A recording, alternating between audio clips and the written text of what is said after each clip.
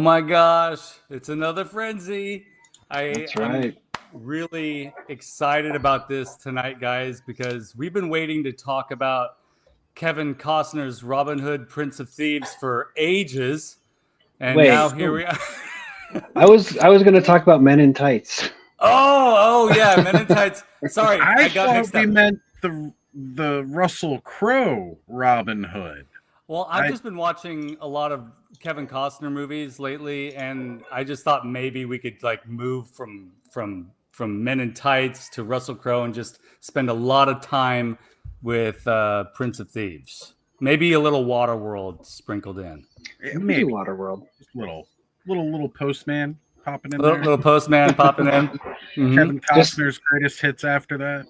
Anything where Kevin Costner has to do an accent, I'm in. Oh, he's so good at that. His accents are spectacular. Oh, on point.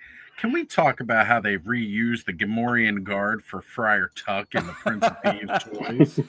Can we talk about how when I was in your area a couple of years ago, Oz, and we went to that amazing store. What was that store called?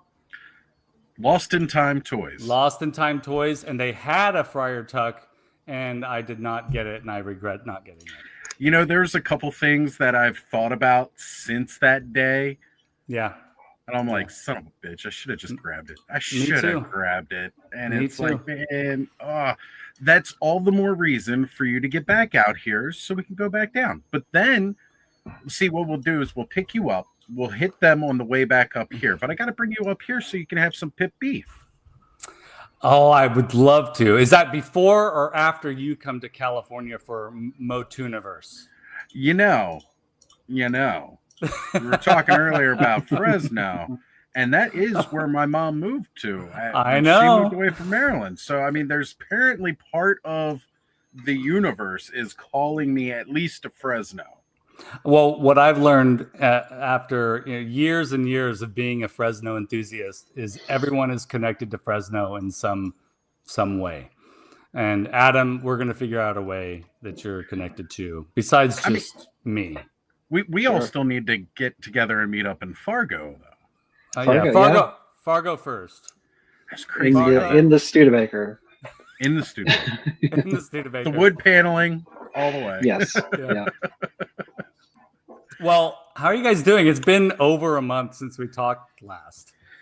God, it really has been. And I, of course, have always missed you guys because I used to love doing this every Thursday. And I know we've all got things going on, and once a month just works out better for our schedule. But I appreciate it so much when we can all get together and just hang out and nerd out for a couple hours. Me too. I always get a little nervous before each frenzy. I just do. That's just the way I am. And then as soon as I see your faces, I'm like, oh, okay, yeah, I'm at home. We got this. We got at home. This. Yeah. Right. Yeah. You know, going live every Saturday, and it does not fail. Before doing a frenzy show, I'm like, oh man, are we ready? Do we got this thing going? Because I use the term very loosely. The frenzy tends to be a little more structured than you know. It's always just a little bit of a, so it's great. You can't be freewheeling all the time. You got to have a little bit of structure, but it's good to be freewheeling too. I tell you what, it makes it a little easy. Yeah, it does. We have a lot of people in the chat, and I wonder why. We're going to be talking about some really, really something very, very cool tonight, and it's good to see people are coming around for this. Yes, it is. It's a lot of Kevin Costner super fans. That's right. I didn't even know Waterworld was that big of a flick, but he's working on Waterworld 2. Oh my gosh! It's just him in his in-ground pool. It's him hanging out in Malibu at his amazing mansion. Wait a minute. We've got somebody almost as famous as Kevin Costner who just jumped into the chat here. Who? Bobby Dangerously is here with us asking, is this show live? What happened to the handsome guy you had on here? Oh, I don't know. He thinks he's too cool for us. Bobby, we miss you. We do miss you, brother. But thank you for at least tuning in and dropping in the chat. But yeah, definitely. It's not definitely. I did send I did inform Sean, of course, because we all chat about this stuff before we do a show, and Sean might pop in a little bit later, fingers crossed. But if not, man, we miss Sean too. But I invited Dolph Lundgren again. You invited Dolph? It's a reoccurring thing, I've been doing for the last 3 years, is just inviting Dolph Lundgren randomly to episodes of The Frenzy. I'll let you guys know if he ever responds. Whoever runs his IG account sucks. I think. Does it have the little blue check mark next to it? It does, and they have never seen a single one of my messages. Well, I'm going to start messaging Kevin Costner because I'm really serious about this. We got 25 people here watching, ready to see some Kevin Costner. Who knew? Right? Well, I mean, so have you guys been all right? I mean, what's new in your worlds? I mean, Adam, you just had a birthday. I did, yeah. I 27 comes around only once in your life. That's so right. Yeah, but yeah, I was telling you guys in the green room, I got the big, I got a free shelf, like a glass display shelf, which I found on the side of the road. So I was not too proud to pick that up. Yeah, I got to pick that up. Yeah. Got a few little figures and things. So yeah, it was good. And you had a birthday too, Skelly. Yeah. And you had some cool stuff. Oh my gosh. Can I just do a little show and tell? I know you. Yes. You commented, Adam, on my video. But man, I have been coveting this for so long. And it's open, so I can just show you all. If you haven't seen the video I did on this, but I mean, when these first came out, I'm a big fan of the reaction figure Masters of the Universe line from Super 7, but look at these gorgeous babies. Oh my gosh. Beautiful. I just love this so much. But yeah. That was one of the things I got for my birthday. So, well, that is definitely awesome. I got that from my pal Mark, who's a co-host of Cambridge and Michonne podcast that I co-host with him. So yeah, I agree. Yeah, man, that's awesome. Well, you know me, I'm crazy. I'm always out there trying to get whatever some new stuff is. Very heavily into the 4 Horsemen Mythic Legion. Yeah. I've almost given up on finding good things at retail because it's not in my stores. I can never find anything in stores. Boy, and you know what? Ziggy and I were out a couple weeks ago. Ziggy. We walked around. We were looking at different targets, just popping in, seeing what they got. Mostly it's the same stuff, but this is that time of the year they do the resets. So you kind of get a little hopeful. Mm-hmm. Just a little hopeful. And while walking around, I managed to get this guy in the wild. That's cool. Of course, he's all blared out because of my light, but yeah. I've got the Motu X Thundercats Lion-O. Hey, he looks good in person. He really does. I took off all the armored pieces. Okay. Right. Took off all those because I want the Thundercats to just look like the Thundercats popped up in Masters Universe. Of course, I've got some idea to use the spare pieces that came with him. The only thing I didn't like was this. So instead of the claw shield gauntlet being like a glove that fits over top, kind of like Terror Claws or something like that, they make it as a hand. Yeah, again, the light's glaring it out. But there's a little peg in there, and it goes into the hand. And then it's just this very thin piece that comes up the side. But it's got a little peg on the inside so that you can peg it onto the side of his belt, right? Okay. Cool. So cool. Except for the fact that because this is a fucking hand, when you put it on there, his thighs are so freaking muscular it doesn't sit. So you kind of gotta peg it on and tilt it towards the back like that, which again works. That's all right. Yeah, that's not bad. But it's just so damn awkward. It's a little weird. Fortunately, that's cool. we have a good friend Kenzo over at Kenzo's Customs, Kenzo's Collection. We all love Kenzo, yeah. Yeah, and he does some pretty good 3D printing. So he's got a file for like more of the accurate claw shield gauntlet, as well as a short form of the Sword of Omens. So that'll rectify that issue. It will look a lot better. But yeah, this guy is freaking phenomenal. And Ed Action Figs, he said that they had Chitara up by him at a Walmart. So he picked that up. That's going to be coming to me. He also managed to find out there too. What was the other thing I was looking for in store? Oh, yes. They did a G.I. Joe Ghost Viper in Classified. Now, you guys know, I'm not big into all the G.I. Joes and stuff like that, but I pick up a couple here and there. Mostly when it comes to the pets, because they have some of the best articulated animal figures out there. That's true, yeah.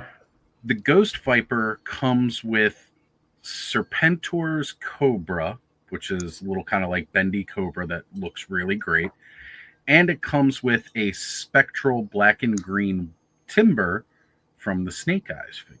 So it's, yes. So now I can actually have like some of my barbarians go on spirit quests with spirit animals. Yeah, that's awesome. That rules. Yeah, I think so. So our buddy Uncle Sean just showed up. That's fantastic. Uncle Sean. How are y'all doing? It's Harry Carey. It's Harry Carey. Oh my gosh, that's great.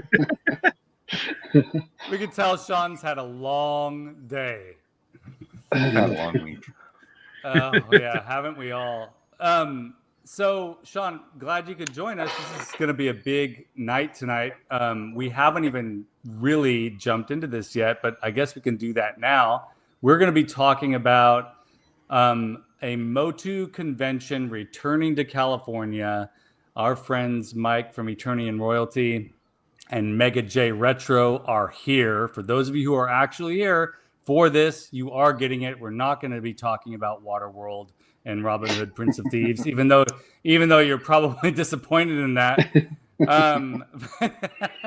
But we're going to be talking about this MOTUNIVERSE convention that is actually going to be happening, which is super cool. But I don't want to talk too much about it. I don't want to really reveal too much information. But I think we can welcome our first guest in at this point. What do you guys think? I think so. We definitely want Mike from Eternian Royalty is in the green room right now, and we definitely want him around for us to go through these comments, because there's a lot of great comments coming through, a lot of enthusiastic folks out there. So, everybody, let's welcome Mike, Eternian Royalty Mike. Yeah. What's up, guys? What's going on, Mikey? Sorry, I'm not Kevin Costner, but close second. Very close second. Very close second. That's for sure. But we're really happy to have you here, Mike, because we are all super excited about this. Me in particular, because I'm from California. At least it's from the Frenzy family. I'm a Fresno Frenzy not. So I'm definitely excited about there being a convention in California. But so Jay's having some technical difficulties still? Yeah, I don't know. I tried to reach out to him to see if he's figured it out. Okay. No response. So I don't know what's going on with Jay. The internet, man. Yeah, first off, thank you guys for having us. Yes. We just want to spread the word and get everything out there. Yeah. Be as transparent as possible with this whole process. We're trying to build a con from the ground up, which is kind of crazy. It's amazing that you guys have taken this on. That's huge. It's not kind of crazy.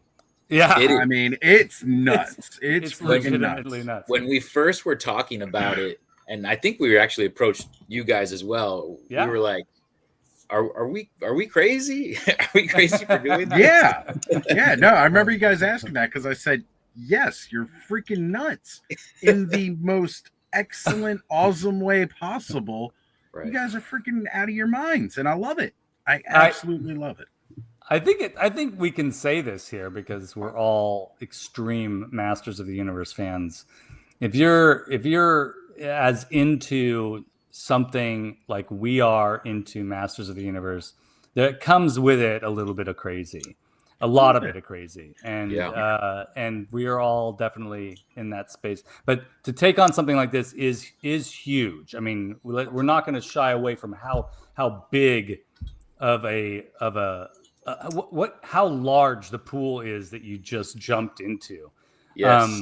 And we're going to get into. There was days where I felt like I was over my head, and luckily Jay's there and the rest of the team, because I'm like, oh my gosh, I had never contract negotiated before and things like that, and it was a little frightening. Yeah. But, Jay's cool and collected. Oh, it's all part of the game. Don't worry, Mike. Like, oh my god. Okay. That's Jay's MO. Like, I feel like we gotta get a Mega J like voice for Siri or for maps, so that we can just hear that calming voice and say, or you say like, "Holy crap, you're supposed to turn right at blah blah blah." Yeah. He's any he's wrong a good turn is a holy crap. and that's as bad as it gets. That's as bad as it gets with Jay. So that's awesome. I think it's because he's Canadian. I think so, and we love the Canadians. So let's have a look at the chat, because there's a lot going on in there. Yeah, definitely. Let's see if I could speed run this. There's a lot of first time names. Yeah, that's cool. So we'll see how well I do. We've got Pedro Rivero saying, "Hello, Jay, Mike, Skelevator, Adam, Bobby, Ostradamus Toys." What is going on, Pedro? JMax77 is in the house saying, "Good evening, friends. So wonderful to see you." Yeah. We've got Jordan from Canada, and we know that's where he's from because it's in the name. The Cobweb Collector saying, "What's up, peeps?" All right, Cosplay is here. I'm in here waiting to have the Motu content injected into my veins. It's gonna happen. We had the man, the master of printing, Alf Inflict himself is here with us. What's going on, Alf? Yeah. We have Hector, and forgive me if I mispronounce anybody's name, Caceres in the chat saying, "I'm here." Yeah. All right, Hector. Mauro Bastiani saying hello, guys. All right. Double tagged. Alan. We got Alan, still B Studios. Man, I haven't talked to him much lately, but we all know that is because it is that time of the year. It's his season. It is his season, like full bore right now. Probably won't be seeing him live anytime soon outside of the haunts. Until sometime in November, but we'll see, because Christmas stuff is getting just as big. Yeah, that's days. True. That's true. So when you guys had him on last year and he gave that tour, that was my god, crazy. I've been trying to get him to do it again on Clubhouse, like just randomly, because he said the one night he goes, "Yeah, we're going to be opening up, so I'll take you guys through," and then like he popped in the chat for like 2 seconds. He said, "I take it back." I can't do it. Well, yeah, he'd go through and it's like you think it's ending, and then all of a sudden he just opens a door and it just kept going. He is a master of his craft. I mean, it is remarkable what he does. Without a doubt, it is so cool. He literally, again, I've said this time and time again, he has the best freaking job in the world. Yeah, he does. He really does. All right, we've got Brandon Paul in the house saying, "Any news on possible new 87 Masterverse movie figs?"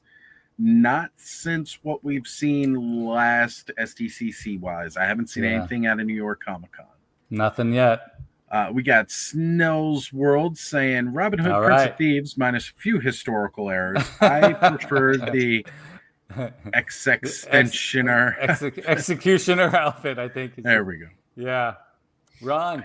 Ron Embry is here. We already pulled him up. We're going to give another shout out because we got Bobby Dangerously and the wonderful, it's somebody else's time of the year as well. That's right. Duchess of Darkness. Yes. Definitely been posting all the scary, spooky stories and goes for a premiere every Wednesday night. Make sure you guys check out her channel, especially if you want to get in the mood for the spooky season. Oh, so good. If you want the spooky season to continue all year round, subscribe to Duchess's channel. Which I do. Yep. We've got Vincent Lee in the house. I hope I pronounced this correct. And we have Dave Sinelli say Motu all the way, Saturday and Sunday. Yeah. All right.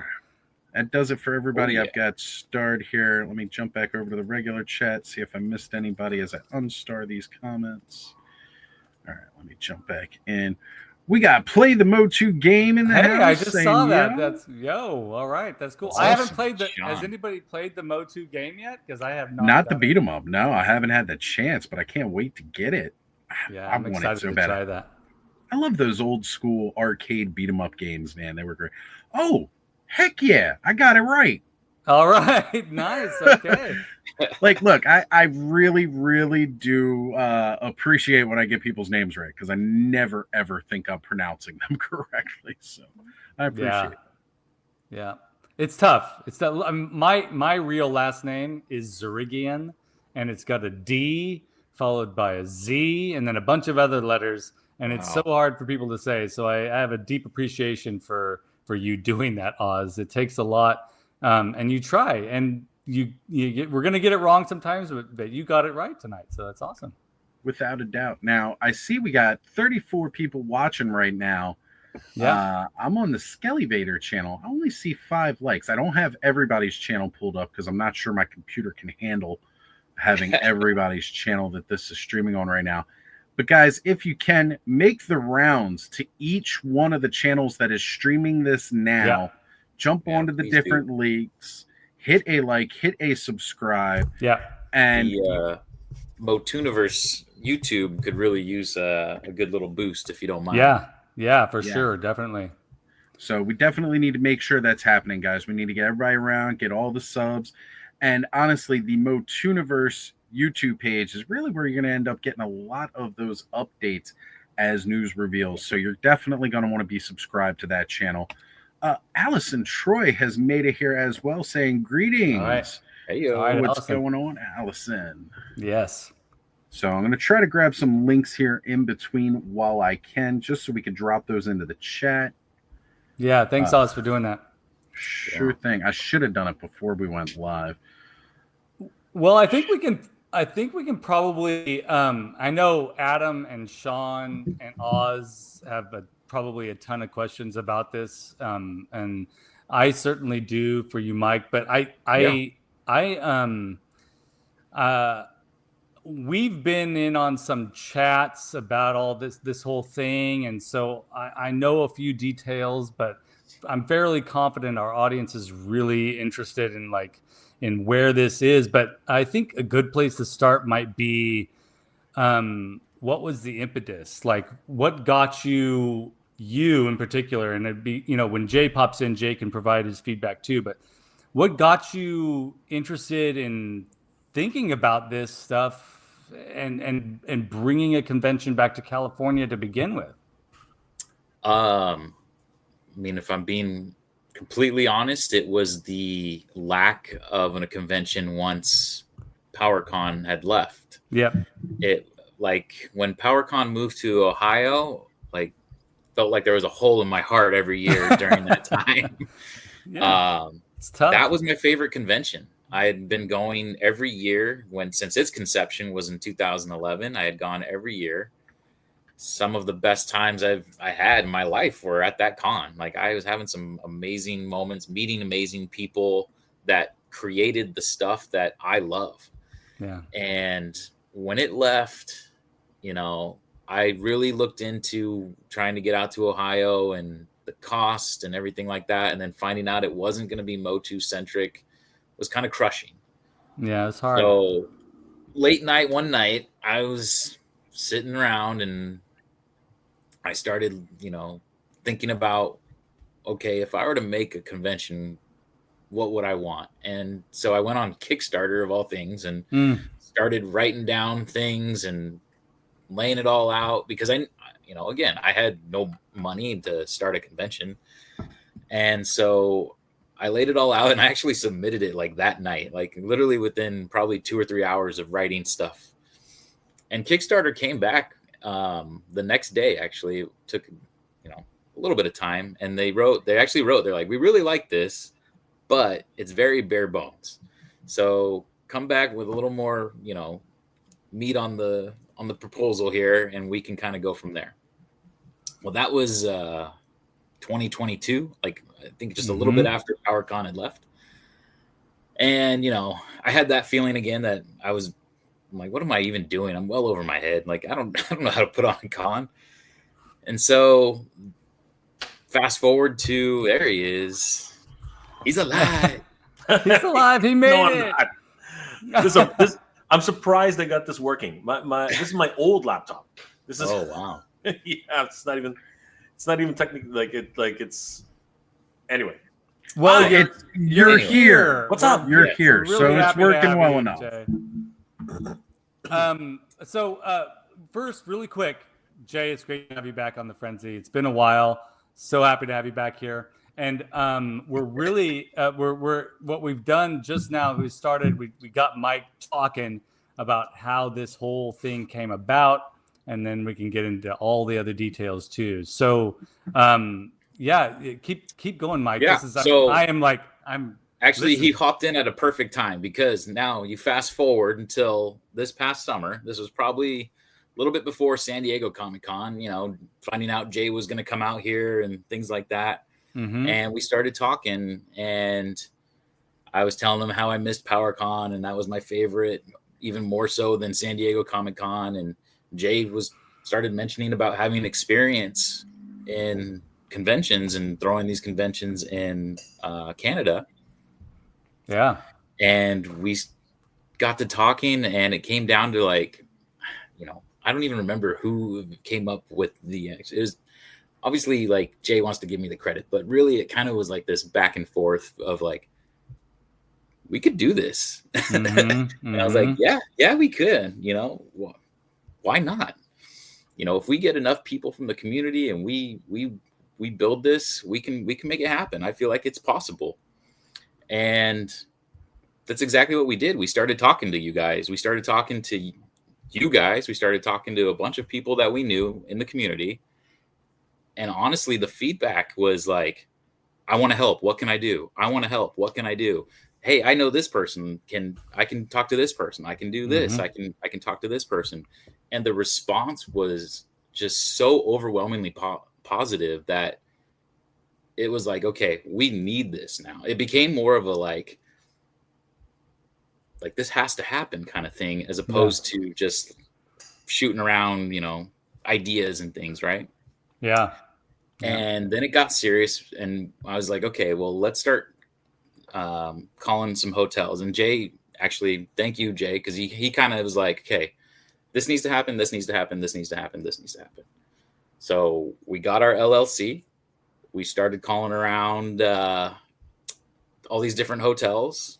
We've narrowed it down to certain ones. And the crazy thing was, and that's, what I was talking about earlier with the contract negotiations getting a little crazy, and Jay's over here just like, this is the game. Don't worry about it. And, we got a lot of support back from the Torrance Marriott Hotel, which was the former, obviously they have a lot of deep roots with Motu.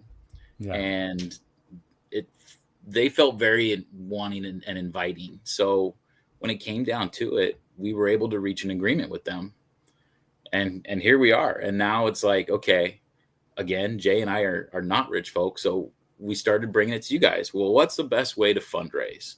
And it seemed like, from what the response was from everyone that we've talked to, was Kickstarter kind of brought legitimacy to it, right? Yep. It's going to bring, like, people don't want to just like go on a website and click a button and not know where that money's going. But with a Kickstarter, everything is laid out for you. It's kind of a secured site where you're putting your credit information. And yeah, that's where we're at. We're looking to raise some funds. The more we can raise, the more kind of fun we can have, is what I'm feeling of it. So I'm really hoping that we can really be successful with this campaign, and kind of just, the sky's the limit, honestly, with what we can do. So real quick backstory for me, like I've never been to San Diego Comic-Con. I watched PowerCon from a distance. The very first convention I ever took my daughters to was PowerCon. And it was the very first convention I ever went to, besides like little tiny things in weird corners of the Central Valley of California. And it happened to be the last one in California. And I just fell in love. I mean, the community, it was a good one. It was so good. And I got to see, I got to meet the Dooch, from Legends of Grayskull podcast, Sean's partner over there.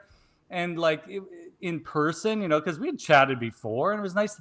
And Motu Joe and a few other people. And it was huge for me. And nothing wrong with moving the convention to Ohio and having it change and evolve into other things. Of course, we understand. And the Mattel leaving the convention and all these things, I'm sure it gets complicated. What do I know? But I do know that there is an audience in California, and it's almost like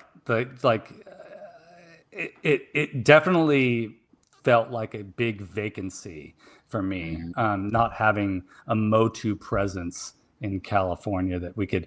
I mean, I went to the Mattel store the other day, a few weeks back, and that was huge, but it felt great. But it was so, it's not the same. It's not the same. And so when you approached us in the Frenzy about this stuff, and Jay approached us, and I was beside myself with joy. I immediately talked to my wife that night. I was like, "Hey, just so you know, we're going to this Memorial thing, Day weekend. It's booked. Like it's gonna happen." Before there was dates. Before there was dates. Before there was a name. Like none of that had been hammered out yet. I was like, we're going whether it's happening or not. Yeah, when you guys first said we're trying to throw this together, we just need some help, and like, in all seriousness, yeah, Skelly and I are crapping our pants like, holy shit, you know, because I mean, I never got to experience PowerCon when it was on the West Coast. Yeah. I did get to experience it here when it was in Ohio. Mm-hmm. But it definitely was not just it was still pretty Motu centric. I mean, one of the coolest things is that like the vendors that were there, if they had a con exclusive, it was kind of Motu themed in some way. There was the Animal Warriors, the Kingdom had Tanager, which, it was their big general gorilla figure, but he was painted up like he was, Beastman colors and stuff like that. They also came out with another figure called Felonious that's out of a more recent wave, that's painted up in a specific blue and orange color scheme that I suspect was a pipeline for another PowerCon exclusive. We just hadn't had that presence of PowerCon. But again, it was a very different experience because there was a lot more indie toy companies involved with everything. It wasn't as Motu centric. There's the man, Kenny. What's going on? So there's this void that needs to be filled. And even though it's a pain in the butt for me to try and get across country to California, in all seriousness, I feel like that's where it needs to be. That's where Mattel's located. It just makes sense. That's where the roots of this are. So it's important to have that. Yeah, for sure. Yeah. The fact that you guys managed to get the Torrens later as the venue, that's just so like, good. Well, now, isn't that interesting? It's a funny situation because Mike did all the legwork. I'm not available. You know, I don't live in California. Yeah, I'm freaking Toronto, Right. right? So it's a testament to Mike's ability to get things done, because there's no way. Like normally, I'm used to just making these calls and getting the legwork out there, but it was all Mike. Like he was the one making the calls. He was the one dealing with the hotels and my days off. Yeah, man. Right. But and we actually were leaning towards another hotel entirely. The rent was cheaper. The location was it was right off the highway. There was a lot of pluses, right? Food everywhere. And it was one of these things where we were like, okay, we like this place, but we realized really quickly that if we went with this place, we would outgrow it in the first year. Like it's not that wasn't even a question. Like there's the room for growth was just not there. So we said, all right, well, why don't we go back to the Torrance and see if we can make a deal with them. And it was just one of those things where it's like, yeah, we have several other tenures, right? We have other bids, but we really would like to work with you, right? And to their credit, they did a lot. They came down a lot. They wanted to work with us, and I think it was because of the great relationship that they had with PowerCon that was yeah. If it wasn't for the fact that they knew the type of crowd that was going to PowerCon, that they were very friendly, that it was more like a community, like a family, and that everything was very close knit. If it was just like, because I've been doing this a long time, and I know how just regular conferences work, right? And oftentimes you're just dealing with bigwigs who don't give two rat's ass. Like they treat the staff poorly. They want things done immediately. If things don't go their way, they complain. You know what I mean? Like these things happen with corporate events. Mm-hmm. Whereas when you have a community based event, and when we first approached them, actually, in truth, we didn't tell them what we were doing. We told them that we were a community art event. Yeah, community artist event. Yeah, I think they saw through that really quickly. Yeah, yeah. I mean, it's not untrue. It's not. Yeah, that's exactly what I said. Yeah, well, there's going to be art there. Yeah, but I think our second communication with the Torrance is, yeah, we like Comic-Cons. And we're like, oh, that's interesting. So I think that they figured it out really quick, but I think it has a lot to do with our email addresses. I think that tends to tip them off a little. That's geekproud.com. Yeah, that's a good giveaway. A pretty good giveaway that this is a geek culture event. So I did want to pull the post up here. Go ahead, Jay. I just wanted to make sure people could see. Yeah. We've been it's been a long road. But the thing is, we say, Mike, we keep saying that, but it's only been 3 months. I was gonna say it feels like it's been forever, but really it's gone really fast. Things have moved very quickly, and as they need to, because to be honest with you, we just don't have enough time. But to everyone on the team's credit, like everybody's been throwing the hat in. You know what I mean? We have Derek, who is actually been at several conventions, just trying to find vendors for us, and he's just like where did he go that last convention? I think he went to Los Angeles Comic-Con. Comic-Con. Yeah, and he literally just went table to table. We're like, did you even go to the con? Yeah. Did you just go and? He basically worked all the entire convention. He literally just shook hands. He literally just shook hands and said, "Would you like to be a vendor?" And that's all he did. That's the whole weekend. We're like, dude, did you enjoy yourself or not? Right? I mean, it's really important, right? Yeah, but he had a blast. He networked the hell out of it, though, because he made some really good connections. Yeah, good. And we have and here the other thing is, we have a lot of people who have come to us via alumni of PowerCon who want this whole thing to do well in California. Yeah. And I want to say something. First of all, we want to make it clear that we want PowerCon to do well. We want PowerCon to continue. We want PowerCon to be. Yeah. We want PowerCon to come to MOTUNIVERSE. Yeah, 100%. We want PowerCon to have a table. I want Val to be there, and I want Val to tell stories about PowerCon. Yeah, definitely. I mean, I think want about what definitely. an awesome I want a panel panel. that would be. I'm putting it out there right now. I want Val to come, have be a guest at MOTUNIVERSE and just like sit down and recant his experiences on how the Marriott was, how it was to build from nothing, right? What ends up being the mecca of Master Universe. Yeah, you know what I mean. That's why I wanted to go. Right. That's why Oz and I we talked about it for months. Right. Yeah. How do we get there? What do we do? Yeah. Right? And I just kept hearing legendary stories about PowerCon. So, a lot of people have asked, are you guys trying to replace PowerCon? No, we're not. No. We want MOTUFest to be huge. Well, we want MOTUFest to be huge. We could say it like this, right? Let's just put it out there like it is.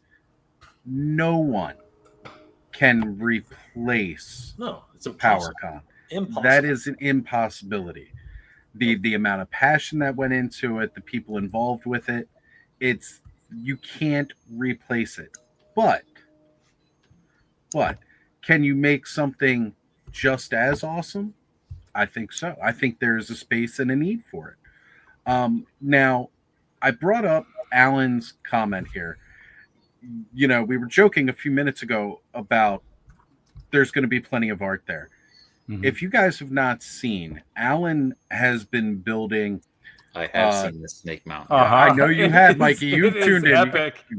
So it's like a 28-foot tall Snake Mountain. Now, every time I bring this up for Alan, it gets bigger every time I talk about it. But in all seriousness, this thing is huge. We're talking at least 7 or 8 feet tall. Let's say there's like 30-something different rooms going on, right? It's like the Disneyland Hotel of Snake Mountains. It's really amazing. is. And it is amazing. To Alan's credit again, Vine Jungle Figure Factory is also still B Studios. Yes. He has the space to build something like this. Yeah. But he has specifically made it so that it can be placed on wheeled dolly kind of thing so that it can be moved around. And he even said early on he would love to take it to shows and show it off. Now he has been working on this thing on Clubhouse multiple times, every time we're talking about toys, he's buying other toys, not because they're even Motu related. He's buying them and working them into, well, this is going to be one of the henchmen for so-and-so, and they're going to be hanging out here. There's Dragon's Nest over here, and he got this. Like, Alan has just... Yeah, it's mind-blowing.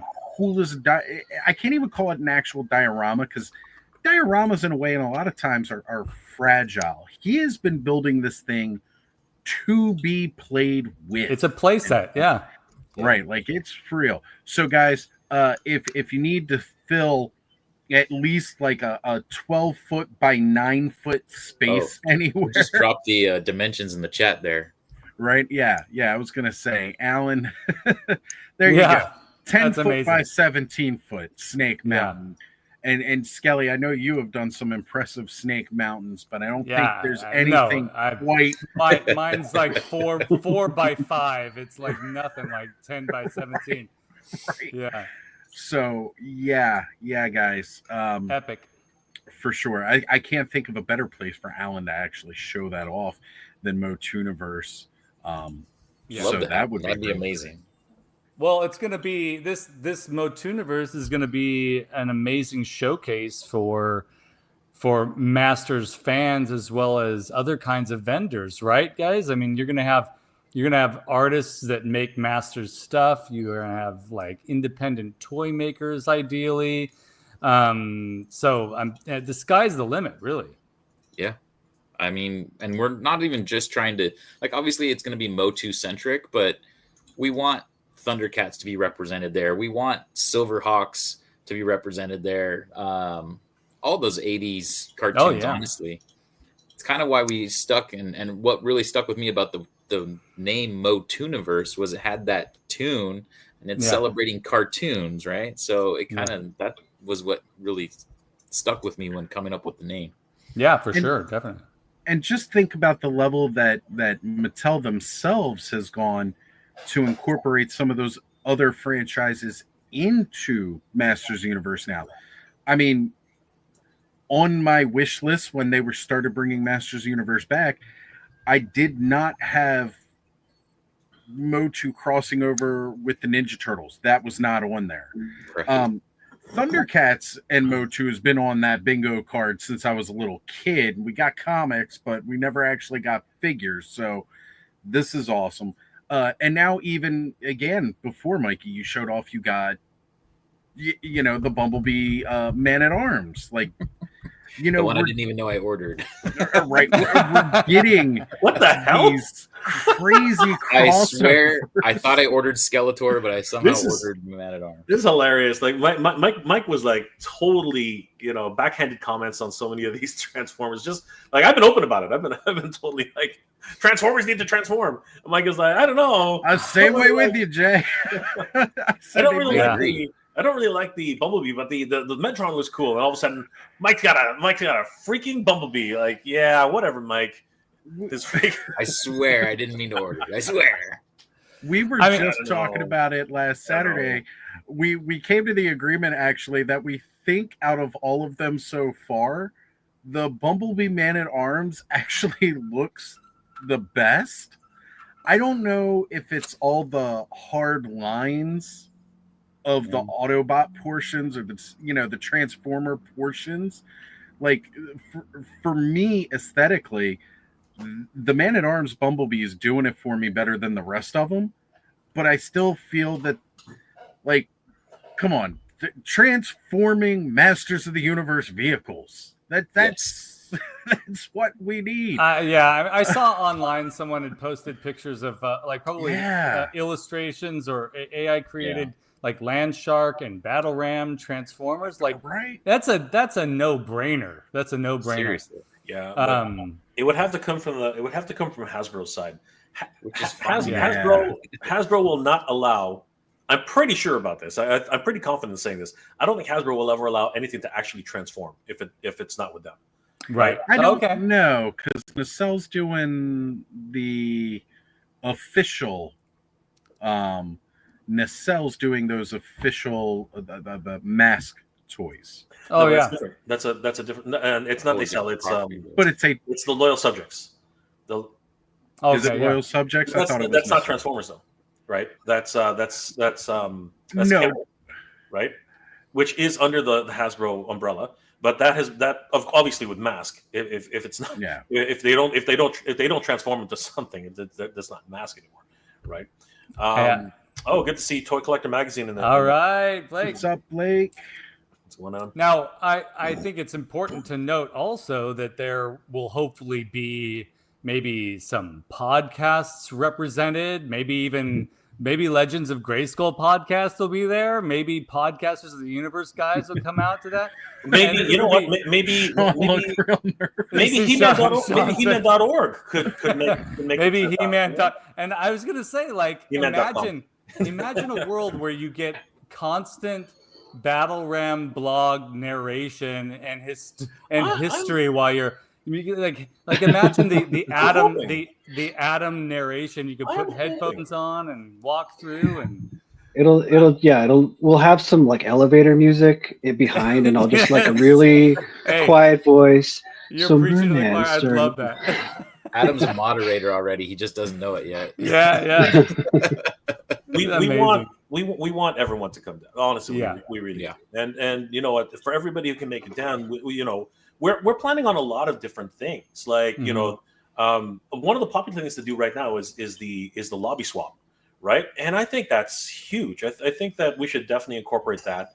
Like just take over the lobby and people just start swapping toys or whatever. Yeah. Or what the other thing is really popular is just the room swaps, right? Those are like if it's possible, if a whole floor gets taken over, people just start going to each other's rooms and just like do that fun stuff where and things have been discovered in room swaps. You know what I mean? It's been absolutely crazy. And that's the hope and the dream. But what I really want to do at the end of the day is just meet the people who really we're all digital friends, right? We're all friends, but it's only a handful of us who ever become real friends. In terms of like a big handshake, a huge hug, right? When Oz and I met, the first thing we said to each other, well, I'm not sure we can say it on this channel, but we reenacted Predator. We'll allow it. We'll allow it because it was a momentous occasion. It was. It literally was, you son of a bitch. And that was I could probably bring it up. You got pushing too many pencils. Pushing too many pencils. It was freaking crazy. Like, it's great. But I actually can say, with the exception of Mikey, I have met and shook hands with everybody on this panel. And that's not something you can say quite often with these bigger panels on here. So now this has to happen because I got to get to California so I can meet Mikey in person, especially since I have him pushing over Hasbro employees for me in San Diego. Get out of the way. Get out of the way. Ostradamus Toys Live. I would love it. I would love it if we could, have a podcasters panel, where everybody... Definitely. Everybody comes to a single panel, and it'll be crowded. It'll be like 60 people, I think. But it'll be 60 people on the stage and like 5 people in the crowd. But it's gonna be fun no matter what. You know what I mean? Like it'll be so much fun, right? It would be epic, is what it would be, and I agree. It would be so amazing to be able to hug you all and high five you all and just talk face to face and celebrate Motu with you all. We feel as fans of this amazing brand, this amazing IP, it's like you're right, Jay. We don't really get to see each other in person. It's because we're all over the place. And this is another way to be able to do that. Ace, how's it going? Ace is in the house. And Bobby says it right here. 3 years of talking, I know. but not to have met in person. Yeah. One of the biggest things we want from the community is suggestions. Like, it's been so invaluable having a team and basically everybody just throwing us ideas. You know what I mean? Like some are great, some are impossible to do, which would be incredible, but they're just impossible, right? But it's amazing what some of them are impossible, but then you can work around them. You can do different things. Like actually, Skelevator, somebody today told me they would kill for an original Snake Mountain set, right? But not Snake Mountain. They want the jungle mountain set. And I was like, and they were like, I wonder who can get to do that. I said, reach out to Skelevator. Skelevator will do it. Right? I was going to say, I think that would be. That would be amazing. I would love that kind of a project. And I will say this: my Castle Grayskull will be there, so there's that. I would, of course, be willing to take on any other projects too. So this is what we were thinking in a lot of ways, Skelly. Nolan, it's official now. Oh no! It's in the house. We are officially Toy 2. Now it's fun. Yeah. What we would like ideally is if we reach our final stretch goal, which will allow us to have as many rooms as possible for this event. We were really wanting to have an entire room of dioramas. Oh yeah, just the community bringing in their dioramas and showcasing different areas of Eternia that normally you just don't see. Yeah, right? Like this was an idea that Tom came up with, and actually not just Tom. But Tom was the biggest proponent of it. But there are a lot of people on staff who were basically like we want to see because apparently there was this legendary, and I've seen video of it. I know where you're going with this. You know what I'm talking about, right? There was a legendary exhibit somewhere in California. Heavenly. Right? Yeah, heavenly. They were like that big. It was crazy. Right? No, there was this walkthrough that would go in in malls. Right. Yeah. It was right around the time that the Eternia playset came out, and it had Snake Mountain, Castle Grayskull, the Eternia playset, little caverns that would light up. There was narration, and you walk through. It was guarded by plexiglass, so kids couldn't touch it. One of the most amazing advertisements ever created. This giant, beautiful walk-through diorama. Yeah. If we had a room like that at MOTUNIVERSE where a lot of artists are contributing to this space that you can walk through, like a movie set. I mean, that would be amazing. This is the call out to the creator community. Yeah, absolutely. The 10-foot by 17-foot Snake Mountain already. Oh, yeah, already. I mean, we got one on lockdown. The reality is, and I've seen like over at Applejacks in Ohio, Oz, you might have already been there. They have a 6 foot scale. Sorry, a 1/12 scale Eternia on display on the front. Oh, of the that's store. amazing! Yeah, that's amazing. It's freaking ridiculous. It is absolutely monstrous. Like I thought Eternia was huge. This thing is gigantic, Yeah. right? So it's one of these things where there are creators out there who are just doing incredible stuff, and we want to showcase that. Yeah, right? definitely. We want this to be one of the biggest things we want for this is to have the creator community really get focused. You know what I mean? Like, heaven forbid we should get like Hordak MX to make the trip up. You know what I mean? Yeah. Like guys who are just doing incredible customizations and everything like that, right? But that's not there's so many out there, right?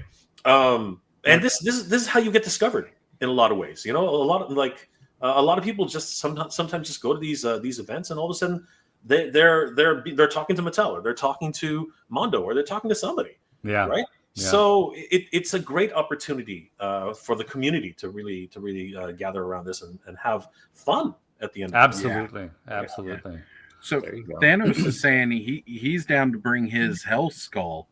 So right around the time that Origins was just coming around, and in those first couple waves when we got Anti-Eternia He-Man, Thanos went and actually created his own Hell Skull.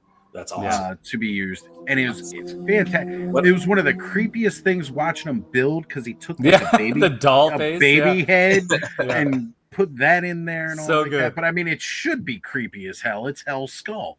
Right. And then he proceeded to also get extras of a couple of figures, dye them all black and give them red accents. So he had his he put bone wings on the sorceress. That's so good. So good. So great. So having displays with that kind of stuff set up, and Sean can attest to this, as he's been to Legion's Con as well. Legion's Con, from what I know of the history of it, started out as an art show. Mm-hmm. And then kind of evolved into that. And Sean went there a couple times, and I went there last year. I mean, the amount of artists that you see in that place within their craft, it's insane. The amount of creative people within these toy communities making their own figures, making their own dioramas. It's outstanding to see. And yes, to get that on display in one place. And Jay, you were at Legion's Con last year looking at those. 100%. I want to somehow bribe, or somehow like just do something where I can convince Mr. Home Arcade to lend us Eternos. I would love to see Eternos on display for everyone to see. Yeah, the actual palace. That is just that thing was massive too. Yerko and everybody who contributed to that. I mean, like it was absolutely. Yeah. Oh, there's Bud. Hey, Bud, what's going on, brother? All right. Eldor, I know Eldor's on the other side of the world, but I would love to do a live stream with Eldor. His crafts are incredible. I mean, he's doing amazing stuff. Yeah. You guys were talking about that original Jungle playset. So far, I only know of one person who's actually made one. Yeah, and Eldor. That is Eldor. Eldor went through and made his own, and so I mean, yeah. We can if Eldor can't make it all the way over to live stream California, a live stream talking about his craft from streaming in all the way from Eternia and showing us all the stuff that he's doing. That would be amazing. I'm totally down for any of that. Like, anybody who can't make it, I would love to do a live stream. Like, I think we can at least mention this. We've been thinking about guys like Axel and what's it called?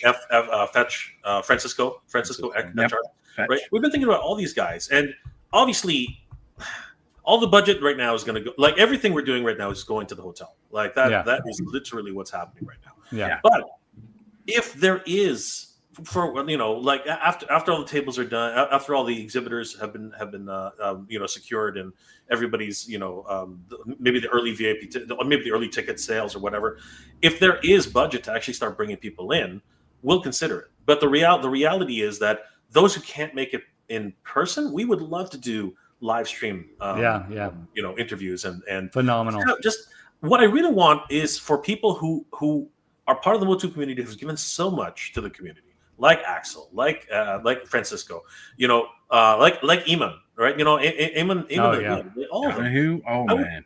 I would love for them, if they haven't already, because I'm pretty sure they have, but I would love for them to see the love and camaraderie that we have here in North America for those guys too. You know what I mean? Because they have fans all over the world, right? And it would be so great if they could even in some small part, partake in that, right? So it's just we're only a small convention, and like that's what it's going to start off at, and hopefully it'll get bigger, right? Like it's just baby steps.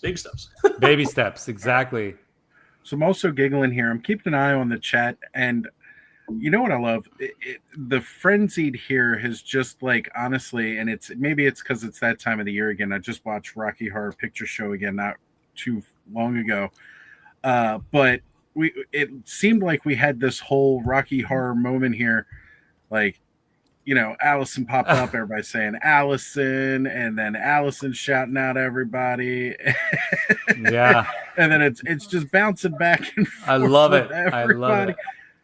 Thank you all for being here again. Make sure you're hitting all the channels that this is simulcast on, subscribing to everybody's channel, hitting the like button, because we're trying to spread the word and get as much awareness out as we can about this. It's the only way this is all going to happen. You guys. And Bud said donkey. Well, donkey. Here's the one thing I want to ask. Sean, Adam, Skelly, Oz, Mike. I guess all of us have been to at least one PowerCon. I'm guessing, like at least one. No. Yep. Yeah. I've been to two. Sean, you've never been to a PowerCon. Wow. Okay. He missed out on Ohio. But you've been to San Diego? You've been to any conventions, like Legion's local conventions at all, or Legion's Con? Yep, been to Legion's Con and Baltimore Comic Con for the most part. So okay. All right, so Legion's Con is very much Legion's Con is exactly PowerCon, but in a different vein, right? Yeah. It's the same different IP. The same camaraderie, the same feeling, and of course, it is the Four Horsemen who basically brought Masters of the Universe back from the dead. I mean, this is just the truth, right? Twice they did that twice. Yeah, twice. Exactly. Yeah, exactly. Twice they did it twice. Let's be very clear about that, right? So the reality is, from both of those cons, we would like to know, because there's magic there. So out of everything, I think Mike and I could use some perspective. What was the most special thing that you guys took from those cons, or remember from those cons, that maybe we can help to incorporate into MOTUNIVERSE? Because we would love to learn from other conventions. Like, that's the biggest thing about this. It's all a learning experience, and being able to have similar experiences which we can bring to our event as well. So what would you guys say what was like something that was truly memorable at any con that you went to? Wow, that got really quiet. Well, I'll jump in and start saying. Sorry, Oz, go ahead. No, by all means, Skelly. I'm excited because Sean has had an experience that not many of us have had, and that is visiting Four Horsemen Studios, and I think maybe Sean can speak to the idea of being able to see what toy companies create, like independent toy companies create, and having that type of stuff on display and what kind of impact that has, because, it'd be great to have, representation of Four Horsemen or other small or other independent toy companies. Sean, maybe you can speak to the feelings that gave you, seeing those sculpts.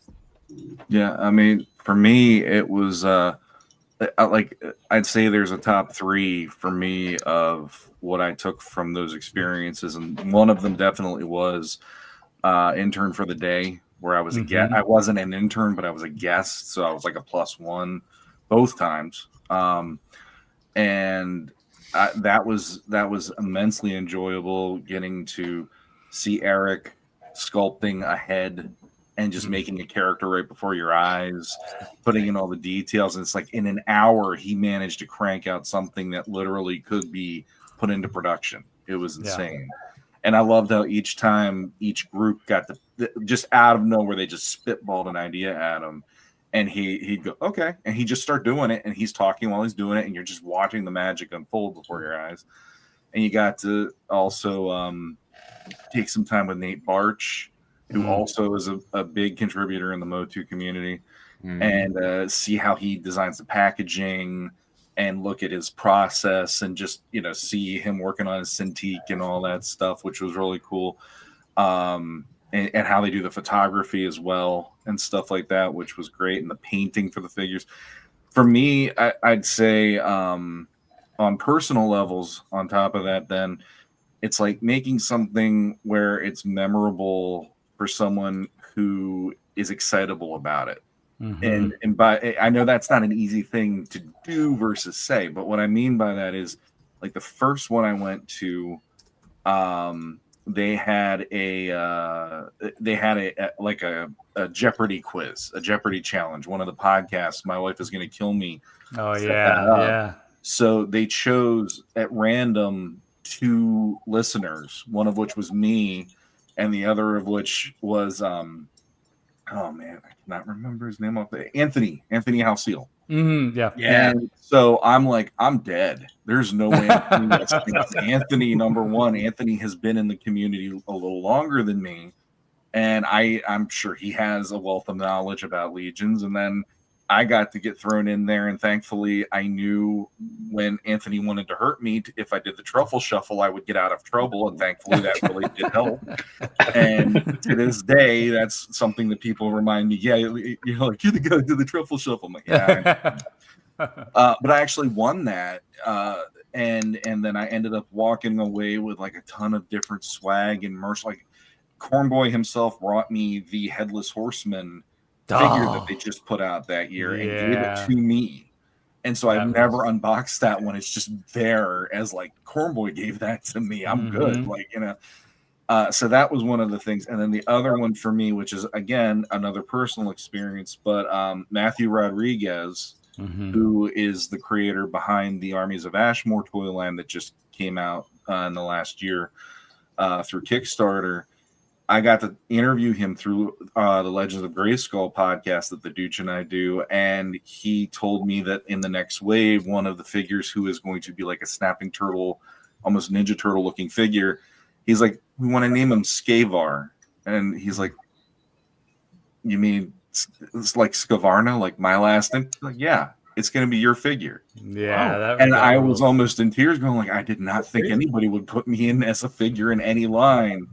And so it's like those are like over the moon kind of moments that I wouldn't, it's like, but at the same time, it's like having that personal experience where there's something for everybody that they can meet somebody that they always wanted to meet, shake hands with them, have a good experience, or maybe they're able to find something that they couldn't find anywhere else, or it was too expensive on the internet to buy, but they got to deal with this person who wanted to work with them, because when you're working back and forth with somebody, face to face, that gives you a lasting positive experience for that fan. Yeah. Like when you're putting all of the community into one place like that, you are going to see a lot of goodwill, I think. And I think that's going to be a lasting thing with this convention.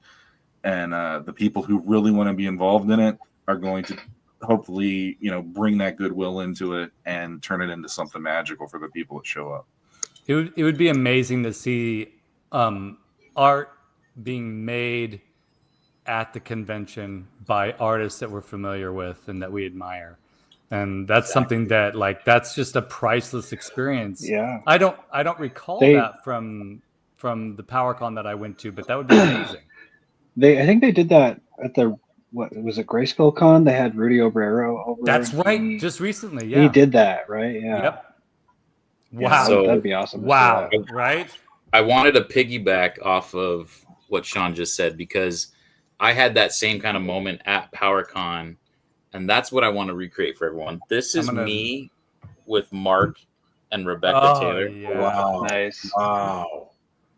And I twinned out with him wearing his shirt with his Castle Grace. Oh, that is so cool.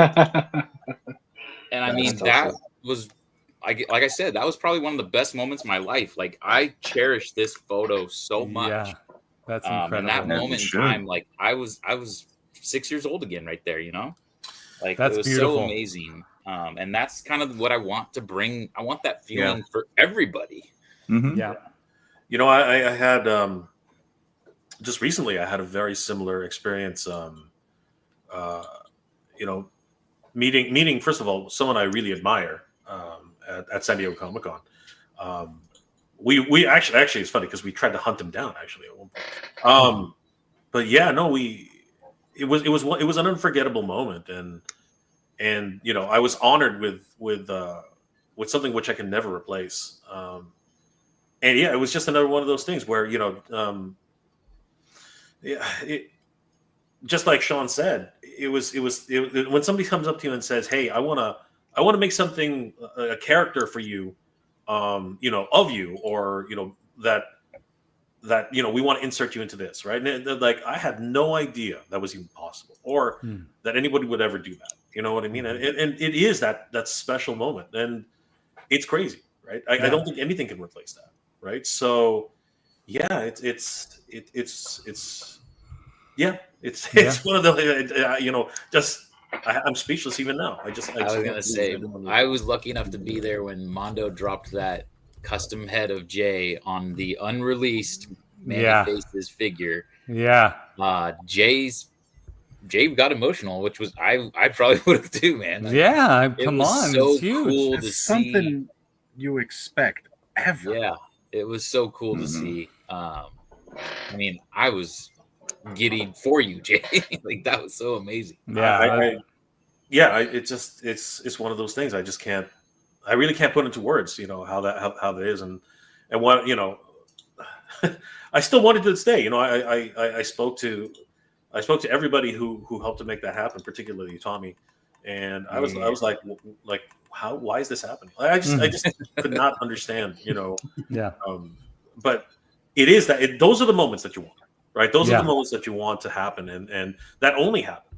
And I had a second moment because when I was actually when I was actually waiting for the line to start at San Diego Comic-Con, getting a coffee over at Starbucks.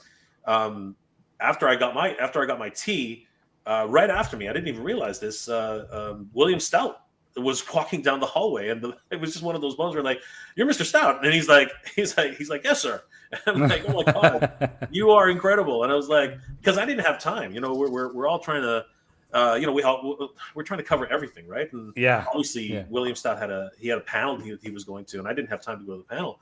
And it was just that moment you have when you meet somebody you admire so much in the hallways, and you're just like, for like a few minutes, it felt like a moment in time that just had stopped. You know what I mean?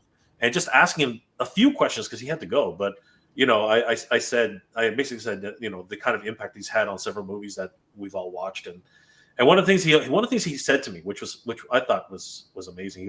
He goes, you know, Master Universe is the one movie I really remember. And in the back of my head, I was thinking, why? Because it was such a terrible movie to work on. Right? But you know, he said it was such a really good production. And to this day, what he says is that the only people who, like, whenever his name comes up, 90% of the time it's people who remember Master Universe the movie. Yeah. And I've been saying this since time immemorial. It still is in my purview. One of the greatest kids films of the 80s. It pretty much bankrupted Golden Globus. You know what I mean? Yeah. It was a movie which nearly bankrupted them. And for people to have remembered, whether it's fondly or not, that is a testament. And I love it. I don't care what you can fight me on that. I love that movie.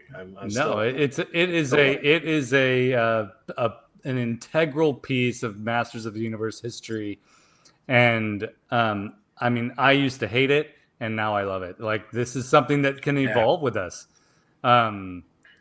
Ace, just a quick nod to Ace here, a feeling out of the loop, but I can speak to this. Ace is an amazing artist who lives in Southern California and probably has some capabilities to contribute something somehow in some way. So Ace, you know how to contact me and some of us. So reach out, let us know.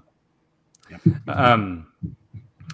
Adam, I'd love to hear your thoughts on this. What's something that you would like to see? Or yeah, I mean, for me, like big things that stand out for me from the PowerCons I've attended were meeting heroes, like meeting people who you really admire. So that could be from the original line, like Rudy Obrero type folks. It could be people like Emiliano Santolucia and Nate Barch and Four Horsemen, and basically the fans who've gone on to be creators. Those have been great. Yep. That's actually just a great name for a panel. Yeah. Fans who became creators. Yeah. Yeah. And then like some of the crazy tables that you would see there, like there was, I remember there was a table where they had like paint masks, like from the Argentinian Top Toys factory. So like paint masks for like Evil Lyn and Manny Faces, and like cool. They just had them out, and you could just like pick them up and like look at them closely. Just random, awesome, rare stuff that you'd see, even if you couldn't buy it. It was just great to see it. Mm-hmm. Yeah, that would be amazing. I think I know the mask maker you're talking about from Argentina. I mean, they are super hyper realistic. No, not that paint masks, like from the factory, from like the vintage production of the toys. Where they put that over the figure and they apply the paint. Gotcha. Mm-hmm. Just the quick spray and get it on. Yeah, I got you. Yeah. Those. Seeing those rare items, of course, like even some of the original molds. You know what I mean? Sometimes somebody actually finds an original mold. And it's funny too, because like some of these things make it all the way down to Mexico, right, where they just start pumping out, the knockoffs from years back, right? So it's funny, man. But you know what? I love Pixel Dan for that, showcasing how wonderful it is to collect, some of literally the history of the Masters universe and where it goes in different countries. You know what I mean? Masters bootlegs are just gold, man. They are. Right now, I love them so much. Look, the Masters bootlegs have gotten so popular. Now, mind you, there's also been plenty of Ninja Turtles bootlegs. Yeah. But the news on the two packs coming out from Playmates, and I was just posting this in the Frenzy chat earlier. I don't know if you guys have seen these yet, but I saw them. Yeah. 2 packs coming out where it's going to come with like a regular Ninja Turtle figure and then a very Motu stylized Ninja Turtle figure with it, where he's all buff and ripped, and it's Danny, Mark, Ralph, that's right, and Nardo. And these are official releases.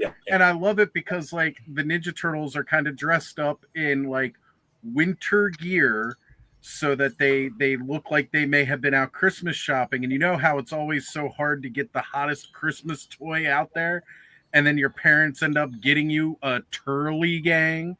Yeah. I mean, this opens up some possibilities for Mattel. We've talked about like Mattel should do a Fuerza T line, or I'm still waiting on it. There's so many possibilities with this. What a relief to see a toy company, do something like this. It's huge. Oh, we got a little friend. Yes, we do. That is my little puppies. Oh my gosh.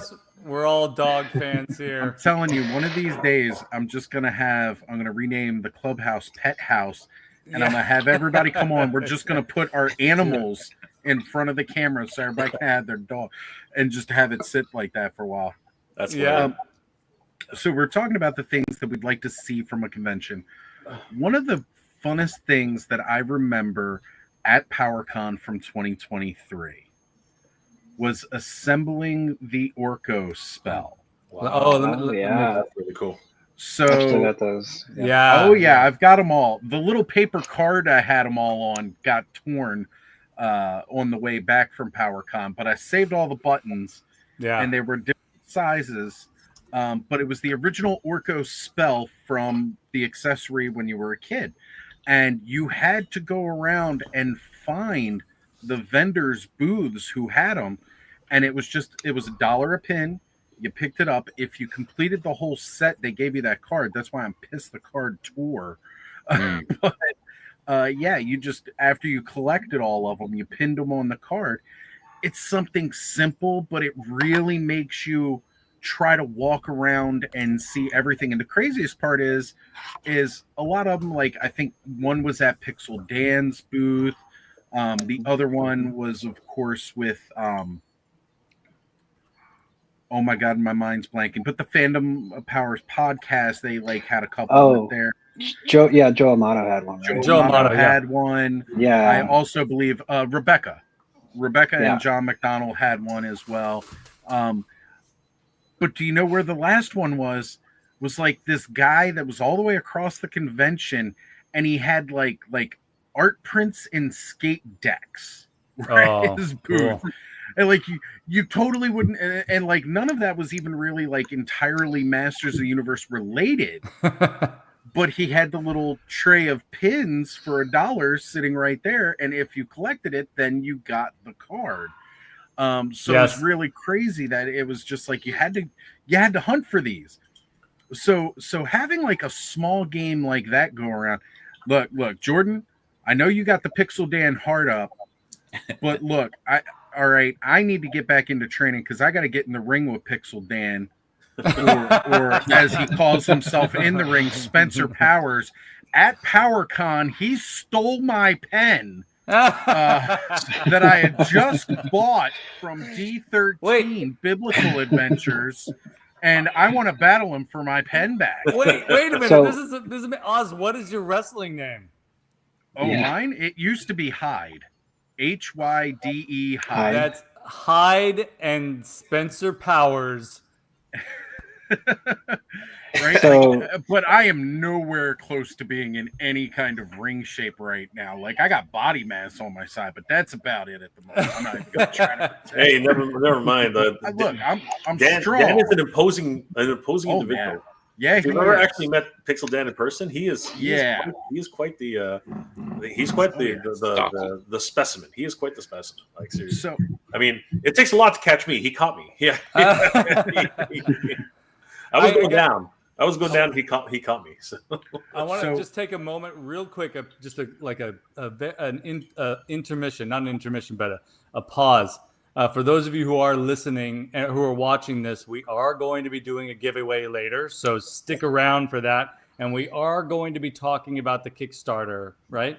True, we are good. Yes, so we've got two integral pieces of information that you're all not going to want to miss. So, let my dog out 1 second. Yeah. So if you've been watching, stick around. Yeah. So sorry, had to throw that in. Really quick, somebody asked when is the date on this? Like when is that actually happening? It will be at Memorial Day weekend, so it'll be May 23rd and 24th of 2026. Yeah. I just had the post up not too long ago. Of course, I closed it out, but yeah, here we go. Yes, so, May 23rd, 24th, 2026. We're talking next year. And again, it's the Torrance Marriott in Redondo. Yeah. Correct.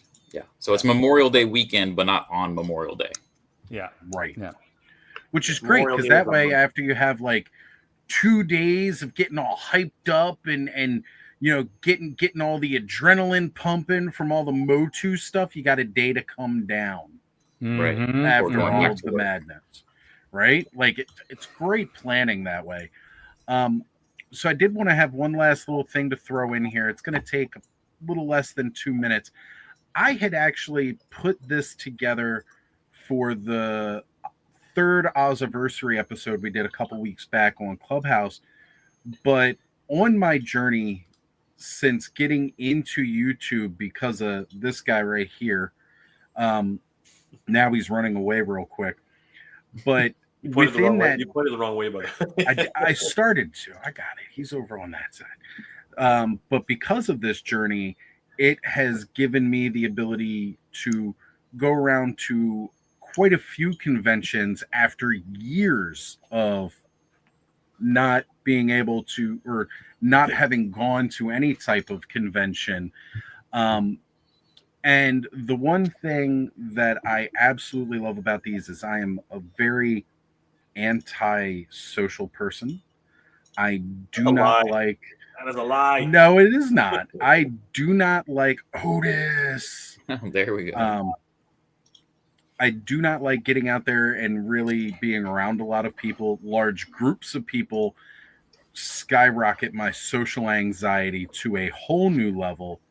But what I do like is meeting those people with these common threads of passion that we share. And this is what it's like with the people.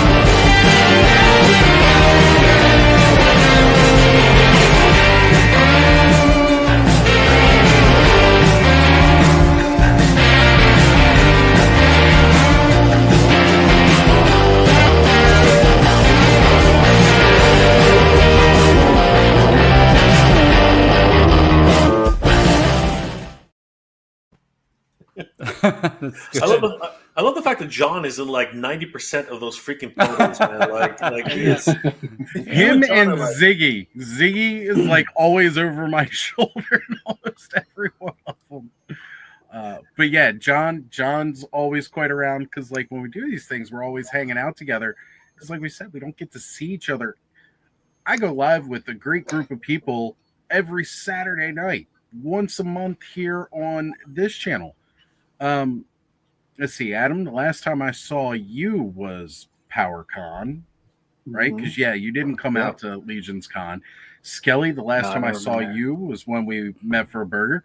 Jay, I know I see you almost every 6 months, but that's still not enough. You know, and that's the thing. We don't get to see each other as often as we'd like. And that's what I love about these conventions, bringing everybody together. Because I feel like, oh man, it's been forever since I've seen you last, and boom, now you're here. And that's the biggest thing. Yeah. Speaking of running into people that you admire and think highly of their work in the community. Hey, we got Josh here. Hey. Thanks for popping in, Josh. Thanks for having me, guys. Oh my gosh, all the Avengers are here together. So fun fact. Actually, Josh, why don't you tell them about MOTUNIVERSE and what it means to you? Yeah. Well, honestly, guys, I'm really excited about the convention that you're putting together. We desperately need one in the U.S. Like Germany has Grayskull Con in like the middle of the forest in like where is it, Lennenstadt, right? So I'm like, we have this massive country. There's so many He-Man fans here. I think we desperately need it. So I'm really excited that that is being put together and that is coming from a place of love, and it's something that we've needed for some time. So I was really just so stoked when I saw the banners for it, and then I was even more stoked because I was like, "Oh my gosh, I know the guys putting it together," you know. So that was like an added bonus as well. So I'm just really excited. It's long overdue. California is a smart place to put it because not only so much the entertainment business is here, so much Motu history is here. You know, I've literally have fallen backward sometimes and running into people who've worked on Motu out here. Like Don Glutt lives like super close to me, and he worked on that's like, cool. Yeah. He-Man comics. You know, I ran into a woman who was like the executive assistant. I think her name was Terry to the original He-Man. You know, to the original Brain Trust in the you know when they're first developing Motu, and she got to like meet Dolph Lundgren and stuff. So during when they were casting for the film, so there's so much history out here. There's so many toy collectors and vendors, and we just honestly, it was just kind of this massive black hole, I think, in the convention sphere that was so obvious that I'm so glad the right people recognized it, I dare say, and are really going for it and are putting it together, and I couldn't be more excited. Yeah. Yeah. And Josh, do you want to make another announcement about your particular involvement, or like? Yeah, sure. Retro Jane, attorney, and Mike bribed me, and we begged. What are you talking about, bribe? We were like, please. Oh please. no, you asked first. You asked first. You asked me out first, and I said yes, just because you know. Of course, I wanted to be asked out, but I couldn't reveal that just yet. You know. Anyway, so no. All jokes aside, I'm really excited, and I will be a guest there. So that's awesome. Fantastic. I mean, we're stoked to announce that Josh Guy is going to be, he's our first confirmed guest. Confirmed, yes. Confirmed. He is the guy who's writing the current lore of Motu that we know from Motu Origins. I mean, we were super excited to have him on board. I was praying he'd say yes. I really was. I was like, please, Josh, please. I heard the praise. I heard the prayers. I was like, all right. But all jokes aside, I'm really excited, guys, and we desperately need this. You know, Transformers has conventions, G.I. Joe has conventions, Motu needs conventions. We need more. Yeah. We need US. How are there like several in Europe, right? But none in the US. And with let's not forget, Josh. Let's not forget. This is multiplying, right? Because Val is actually having a Master Universe. Like, I didn't know that. I had no idea about that. We don't know all the details. But we have, like, thanks to funnily enough, right? Thanks to Daniel Benedict, he Val made a promise, and he's a man of his word. So you know what? Huge shout out to Val, because I'm excited for MOTUFest. I'm very, very excited for MOTUFest, and I didn't even know about MOTUFest. So wait, there's 2 conventions that are coming. There's 2 conventions in 2026, brother. There's 2 my God. Massive Universe conventions in 2026. Wow. It's getting big. And a movie. That's not and a movie. It's like the 1990s when like Deep Impact came out, but then Armageddon. There's like 2 asteroid movies. I know. 2 tornado movies, 2 asteroid movies. It's the disaster central, right? This is where the kaijus are coming back together. We're all gonna destroy the world together. It's gonna be fucking awesome. It's gonna be awesome. What, I have a question. Do you know where Val's convention is gonna be? We have, as far as I know, we have no details. Yeah. We have no details. He's dealing with a lot right now. So I'm amazed at the workload he can take on. Honestly. He's an incredible person. That way. Yeah. He's like working on comics. He's working on books. I mean, like, he just finished a freaking Turtle book with Pixel Dan. Like, the man is insane. Wow. He takes on way too much. I didn't know he worked on that toy book with Pixel Dan. Yes, he did. Wow. Yeah. That's so cool. The toy community is so incredible, and I've spoken to other people about this. I've worked with the movie community, like the movie business. I've worked with the TV and comic book business and animation business, which are all great and have their ups and downs. But honestly, my favorite people are the toy people, because there's this built-in aspect of collectors and play, and a sense of like adventure that they have. So I'm just really excited, and I can't believe that there are two conventions, and I'm really stoked that the community, that you guys are the ones putting it together, because like when Tarantino says, like, when you love something you can't help but make it great. So I know we all love this stuff and we all want to put our hearts into it, and like, of course, whatever I can do to help, of course I want to help recruit other guests and help in any way I can, really. Yeah, that's amazing, Josh. Thank you. Yeah, sure, of course. Yeah, I want you guys to succeed, and we're all in this together. If I wasn't working on Motu and they're like, there's going to be a Motu convention, I'd be like, I want to go to that, right? So I'm just really, really, really stoked. So yeah, so I'm really, and honestly, like, what you guys are doing is kind of a big part of the history of how the industry really works anyway. Like, most of science fiction and comics and fantasy, and a lot of the stuff is fans going pro. So like, this is you guys kind of going pro to a degree, if you think about it too, right? Like, you're doing a professional grade convention, you're putting together a convention. So this is gonna be a disaster of epic proportions. We're gonna destroy everything in our path. It's gonna be amazing. It's gonna be amazing. It's gonna be great. Naked Jay's like, the only reason I'm really putting this together is because I'm gonna get good deals on that toy floor, right? That's pretty much it. I'm gonna have all the leverage if they want to be invited back next year with the vendors. I'm just Josh has figured this out. Josh, Skelly, what the heck? I thought we were going to keep that a secret. What the heck? I just think this is just a sign that the creators are as equally as passionate about this as the fans, and that's something that needs to be showcased here. Yeah, I mean, we are fans. That's our kind of our motto is, this is going to be for the fans, by fans kind of motto. We're looking, the money is going to all go into the con. Like, we're not trying to become rich here. We're trying to have an experience for you guys.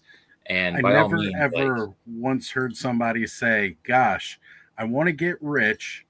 Let me throw a con. Let me throw a convention. That is not something I've ever heard anybody say. It's, you do it because you're passionate about it and you want to share those passions. Yeah.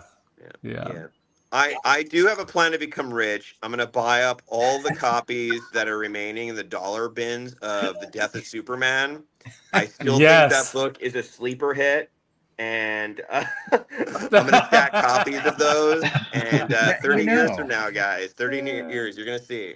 Oh, my gosh. Now would be the time with the re-hype behind, Superman coming there now. Now's the time to do it, Josh. You got the right idea. No, I've got the same. I've got a similar strategy, but it's with all those naked Stratoses that were right. Just buying them all up at discount. Save it for 20 years. That's right. It's really going to pay off, like all those Power of the Force 2 unopened action figures selling for $4 a pop. Hey, at least it's better than Beanie Babies. Honestly, I mean, those figures, we're never going to get another Luke or Han with a physique like that, right? Like Luke has pecs, Han has pecs.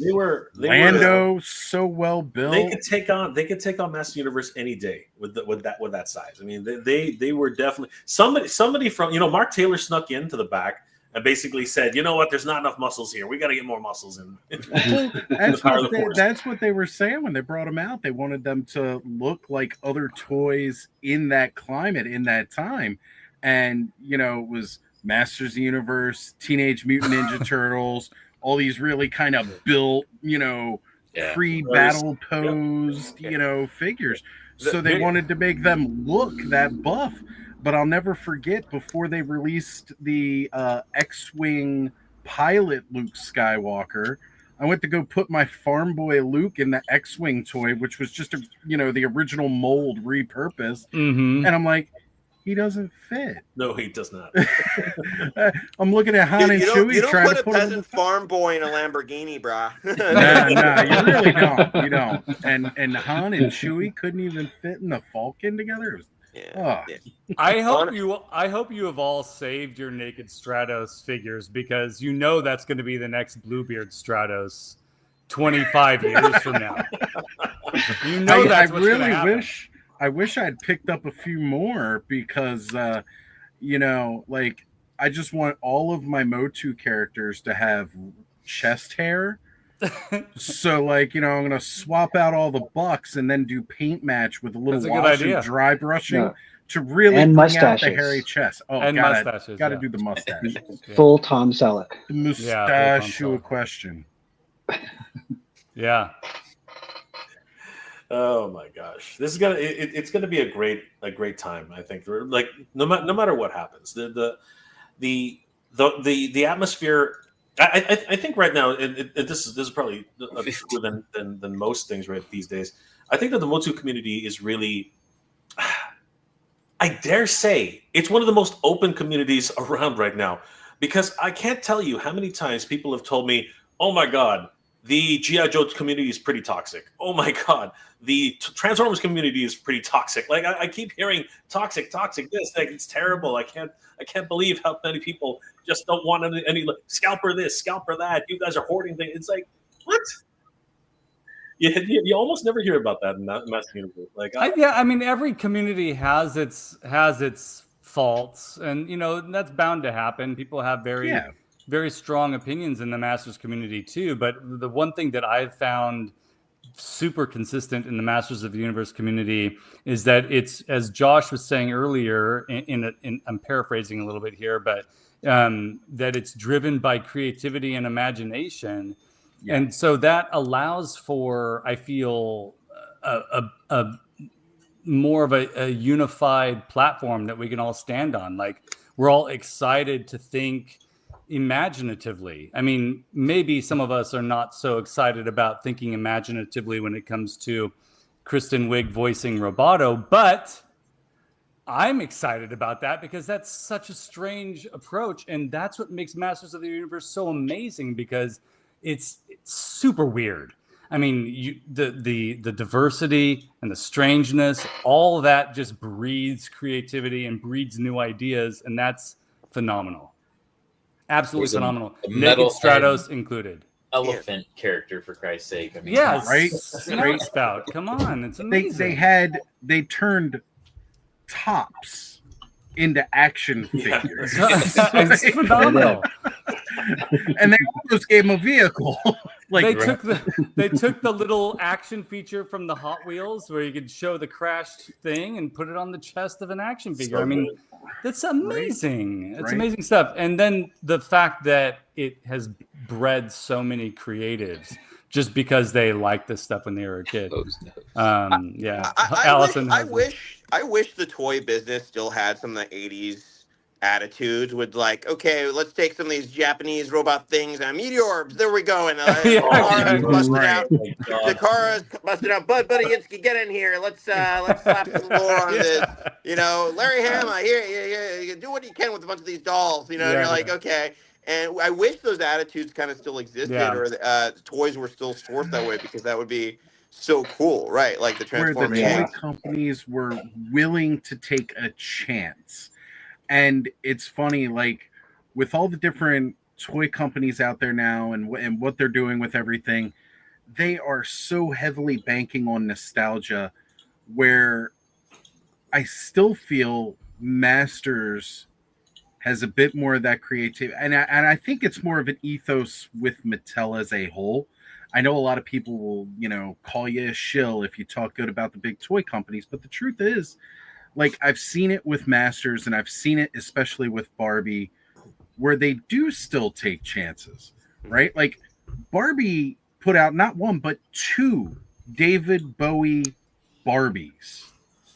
Yeah. And Masters, it's like they're a little timid, it seems, to try some new things, but they have taken chances. We've gotten new characters, deep cuts from mini comics. The fact that they decided they wanted to go and change the Buck and make the cartoon collection, doing the crossover with the Ninja Turtles, which I feel like they definitely hit it at the right time, right around the popularity of the Mutant Mayhem movie, like getting that back out in the stores. Because again, it's getting Ninja Turtles has always reinvented itself about every decade to appeal to the younger generation. So releasing that at that time was a huge chance to try and get new kids to look at Masters, who hadn't necessarily done that yet. The Thundercats crossover, something the fans have wanted, like I said earlier tonight, that's been on my bingo card since I was a little kid, and I was pissed my LJN figures didn't match up with my Masters figures because he was like 2 inches taller. But now I've got that. I've got Lionel sitting right here with me. As weird as they are, the Transformers crossover, like these crossovers, they're trying new things, still riding that nostalgia wave, but, really trying to bring it in and get new eyes on a property. I've had people in my chat saying, I don't buy Masters of the Universe, but I'm a Transformer collector. And I see more of that comment than Motu fans liking the Transformer figures, which is crazy to me. But again, that's the idea, right? You want to broaden that fan base. You want to pull new people in who haven't been into it. And yes, we all know that is a war cry around here. Like the tick yelling spoon, we want the full battle ram. I mean, Oz, you're right. I think also, though, like, if the company isn't going to do it, if Mattel's not going to do it, or Hasbro's not going to do it, or whatever, like all of us, people in our 30s and 40s and 50s who have an artistic bent are going to be customizing the crap out of this stuff and turning it into making the weird, and bringing in the unique ideas to their own collections. And that's like, I mean, we can make a joke about the naked Stratos, but part of the reason why I was excited there was an abundance of this was for the customizers, because I mean, like if they're selling for $3 or whatever on clearance, and the targets are just trying to get rid of them, like those customizers, I hope that they were just gathering them all so they could get weird, so they could get more creative with the stuff. But yeah, we need a battle ram. I know Kenzo's creation. Kenzo bought at least 6 of them. I don't know if he's still in the chat. Kenny, how many did you buy? Yeah. He made like a Moat Man. Doesn't Kenzo buy like 6 of everything though? Yeah. Back in the day. No, he's slowed down quite a bit. Yeah, he's slowed down quite a bit. Yeah, he had to, but he definitely is one to buy 1 billion of one figure because he's gonna customize the hell out of it. That's awesome. No, go ahead, Josh. Yeah. One thing that I think is really funny, and I'm not teasing anyone, I just think it's like really funny to me, where people are talking about shilling in relation to toy companies, because it's like big pharma, but it's the toy company. They're like, oh, you're shilling for the toy.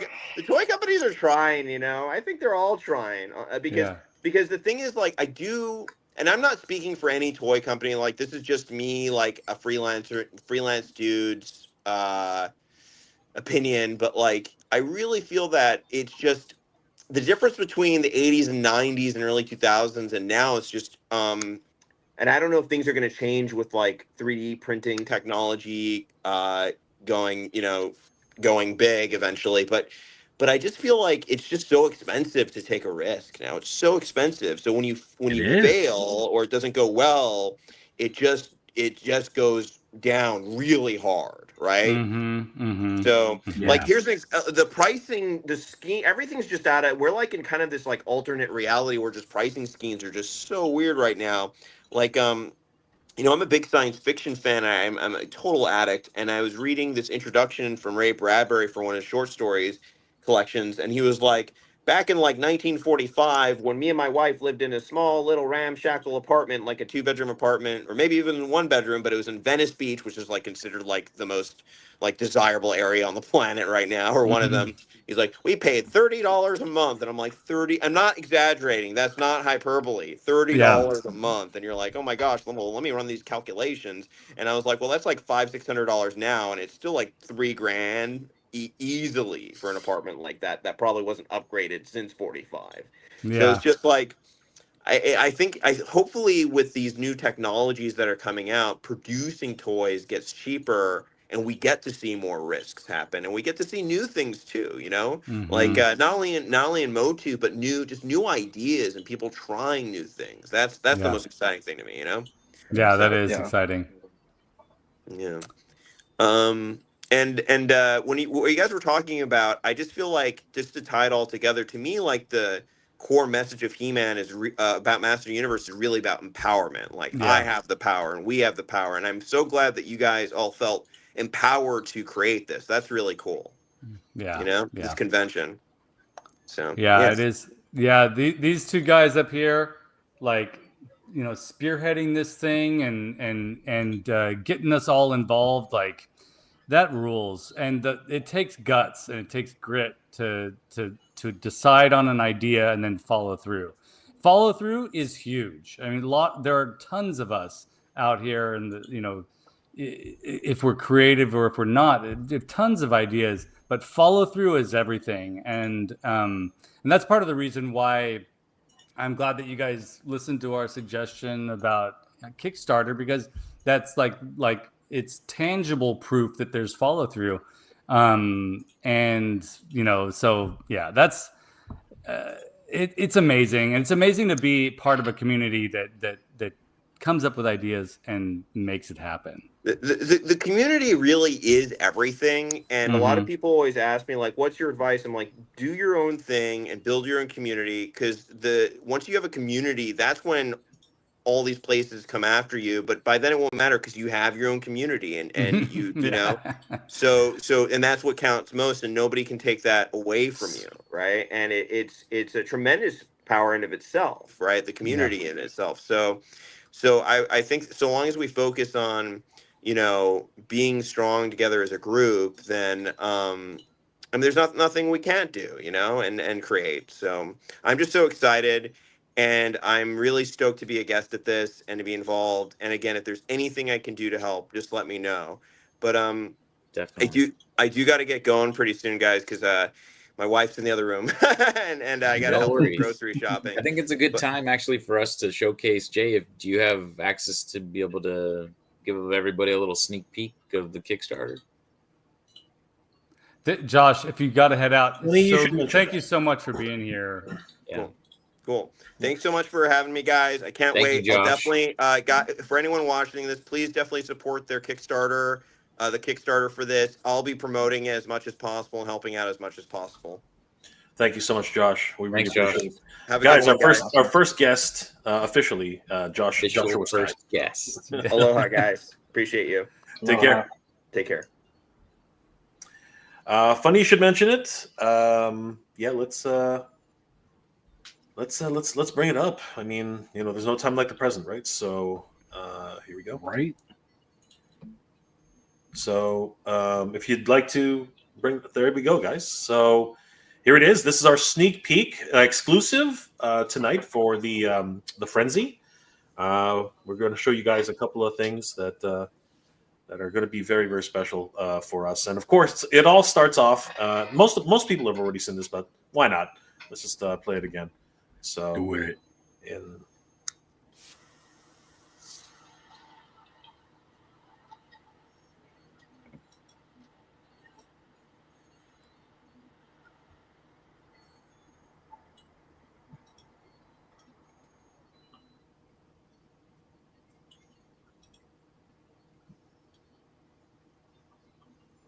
It's like, oh, no audio. That's okay. So we're all singing the song in our head, right? So the power returns in 2026, guys, and it is, of course, in the Hey, look what the live's up. Hey, nice. I know a bunch of those losers. Let's make it really weird and turn that on right now. Super meta. That's what we should do. This is happening and then right have now. all the audio going. Right so now. it's like this is We're doing it live. Nerds. So by the power of a Graceful, MOTUNIVERSE is here. The ultimate fan celebration where all Master Universe lore unites through panels, vendors, cosplay, collectibles, and an epic community energy. We're raising funds to launch this unforgettable weekend, and with your help, we can make history together. Our team is full of lifelong Master Universe fans, and we are not alone. This is our chance to gather, to celebrate, and to prove that the power of Eternia is alive and stronger than ever. So there he is, front and center. Yeah. Celebrating with other fans at San Diego Comic-Con 2025.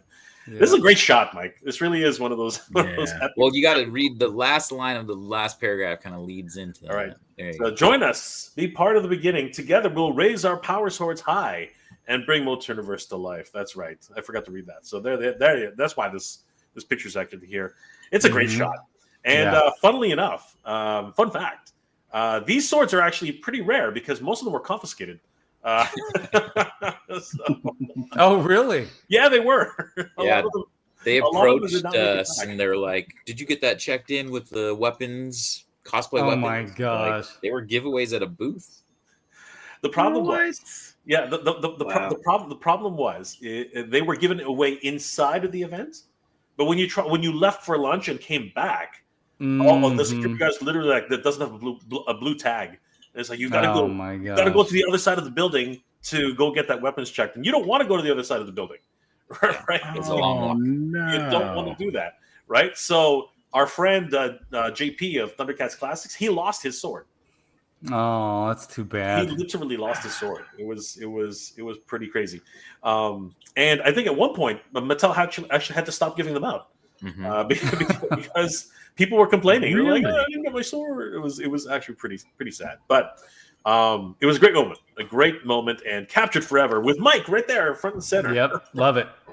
Right. I just wish I knew they were taking that photo. I was filming the design panel right then and there.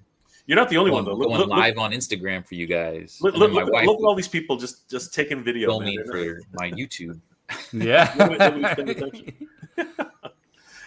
What to expect at MOTUNIVERSE 2026? Now the fans have the power. The Master Universe celebrates its 44th anniversary in 2026, while the Princess of Power turns 41.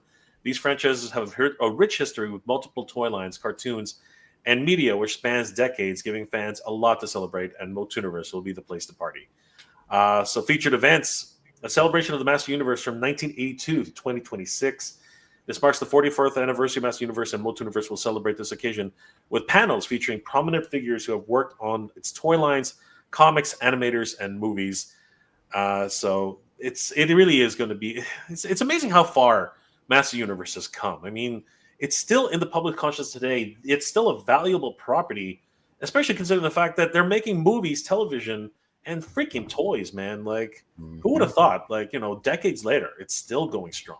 Crazy. There's going to be so much revealed for Masters between now and May 2026. Oh, yeah. It's crazy. There's going to be so much information out there, so many cool artifacts available for people to have, and potentially unique things at this convention too. And like, yep. I mean, and I mean, we're all kind of hoping this, and maybe you guys can speak to this a little bit, but some representation regarding the film that's coming being there too.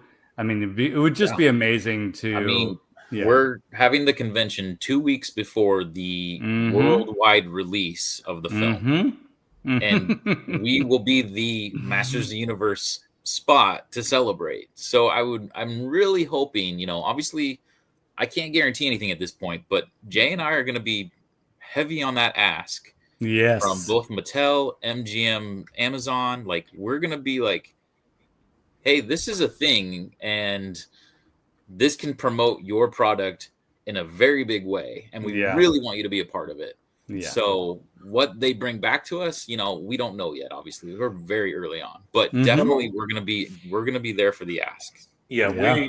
we're already in talks with several people who can make introductions for us. Yes. But this is why timing is everything.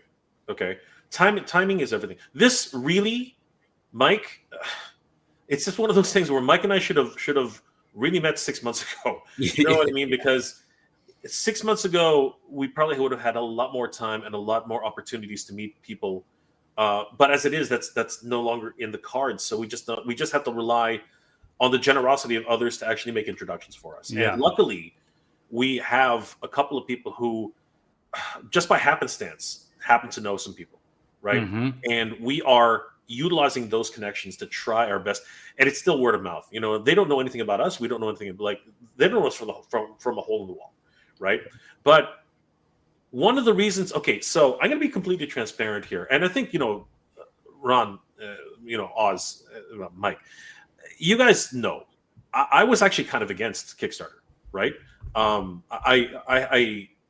I've always done things on a I need to do it on my own kind of thing. You know what I mean? I've always been that kind of guy, right?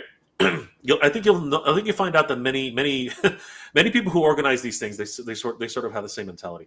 But this is why we're a community, right? I needed to hear from everybody who basically said no. We should not risk one person or two people or a group of people, on pure faith, just to try and raise some funds by ourselves, right? We need the help of the community, right? And it was that type of and it's because of that close knit community that I decided, that actually with myself, Mike and the rest of us, we decided, it's better if we do a Kickstarter. So, but then I saw the opportunities that Kickstarter affords us, right? Yeah. Because of the kind of reach that Kickstarter has, more people who don't even know about Master Universe, or that the fact that there will be a Master, they can possibly find out.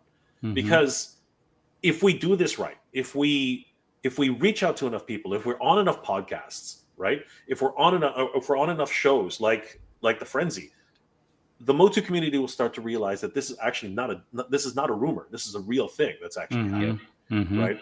And the more people who are aware of this, the higher the chances, right, that we will be able to attract additional, people who are always have their ear to the ground, right, and might realize the value of actually having a presence at an event like this, right? Yeah. So this, and I didn't see that at first, but now I see it. Now I see the value of actually doing this on a wider scale like this. I will say, because I saw a question in the chat. If anybody is interested in hosting a panel, we will have a panel submission, much the same way other conventions do. We'll have it up on the website. So, guys, by the way, if you want, please subscribe. Please follow us on. What is it called? MOTUNIVERSE_con. Yeah, I posted it earlier in the chat. Bear with me here. I can bring that back up. Yeah. Oops. Hold on. It's going to take a while with scrolling. But yes, at MOTUNIVERSE_con on IG. Yeah. And it's actually MOTUNIVERSECon, one word, .com for the website. Yes. And we have a countdown going right now, 225 days, 12 hours, 21 minutes, and 3 seconds. Make that 20 minutes. And if you guys want the latest information, sign up for our newsletter, because you can also submit this early one. You can just basically tell us that you'd like to be a panelist, that you have a panel suggestion, or that you'd like to be an exhibitor at the show. Yeah. So we would love to hear from you guys. And now's the time to actually do this. So definitely. Yeah. So we would like to. We're very much. This has been a crazy whirlwind of a gathering of people of like-minded interest and the love of Master Universe to get this done. And I don't remember who said it, but I think it was Tom. It takes a village to raise a child, and this is one big kid. I got to tell you. So there are a lot of people involved it's not a small endeavor, and every single person who's contributed has done. I mentioned Derek. He literally went to a convention just to get interested people to sign to become vendors. Now, Jay, real quick, you said that this is a big kid, right? Would you say that this is a gigantosaur? Sorry, I had to. Okay. Yes, it's a little puppy. Yeah, it's just a tiny little puppy. Really, really freaking huge. Yes. Yeah. This is bigger than one person can contain. So gotta love Motu dad jokes. It really needs a lot of people with a lot of input and a lot of dedication and love for the brand to make this happen. So we're thankful to everybody who's on the team, and Mike has been instrumental. I mean, like. Honestly, he's brought a lot of great ideas, and of course knows a lot of the people, the locals. Again, I don't live in California, so a lot of the people who are very invested in Master Universe are now coming through word of mouth, and that's a huge idea. It's amazing. Celebration of the Princess of Power from 1985 to 2026. She-Ra and the Great Rebellion started their battle against the evil Horde in 1985, and MOTUNIVERSE will celebrate this occasion with a loving celebration for the most powerful woman in the universe, because she didn't really have much of a birthday in 2025. So we really want to celebrate. Yeah. Don't get me started. Do not get me started on that. She really didn't. She got a birthday card, not a birthday cake. It was it's agreed. She got a postcard. It didn't even say happy birthday on it. It was from Mom, and she said we forgot. But here's $20. We definitely want to celebrate her, right? 100%. Yeah. I also forgot to mention what we really want to do with the Master Universe is try to not forget the forgotten children. Nobody seems to remember, or nobody really talks about New Adventures. We got to talk about New Adventures. It really is it's the black sheep of the family. You know what I mean? For the power of good and Matt. New Adventures all the way. New Adventures. Adam, I got this from our friend Adam up there. That's right. Nice. The Discs of Doom Skeletor, gotta love it. The only Skeletor figure I enjoyed out of that. Yeah, he's like the Inhumanoid Skeletor because he's got the light piping in the eyes. Yep. Yeah. Who's the best feature? I think it gets a bad rap because of googly-eyed Skeletor. Like if they had, I don't know why they decided to give him eyes. That was one of the things in the cartoon that just did not make sense. The toys didn't have eyes. The toys actually looked like Skeletor. It was such a anyway. That's a conversation for another time. You know what? It's a panel that's going to be at. There you go. There you go. I will be flipping tables. We definitely want to have a full discussion on which Princess of Power figures need to come out. And all of them. Oh my goodness! Like. At least give us Queen Angela, Glimmer. Like the first one we got was Frosta. What the heck? Hey, look, they did that because they wanted to have that romance between her and He-Man. I get it. But where did it go? With the wings from the April O'Neil figure that they've reused with Voltac, come on. Voltac. Like you need the Angela figure. It'll work. I know. I'm totally. Many of us are becoming disillusioned, Mattel. Disillusioned.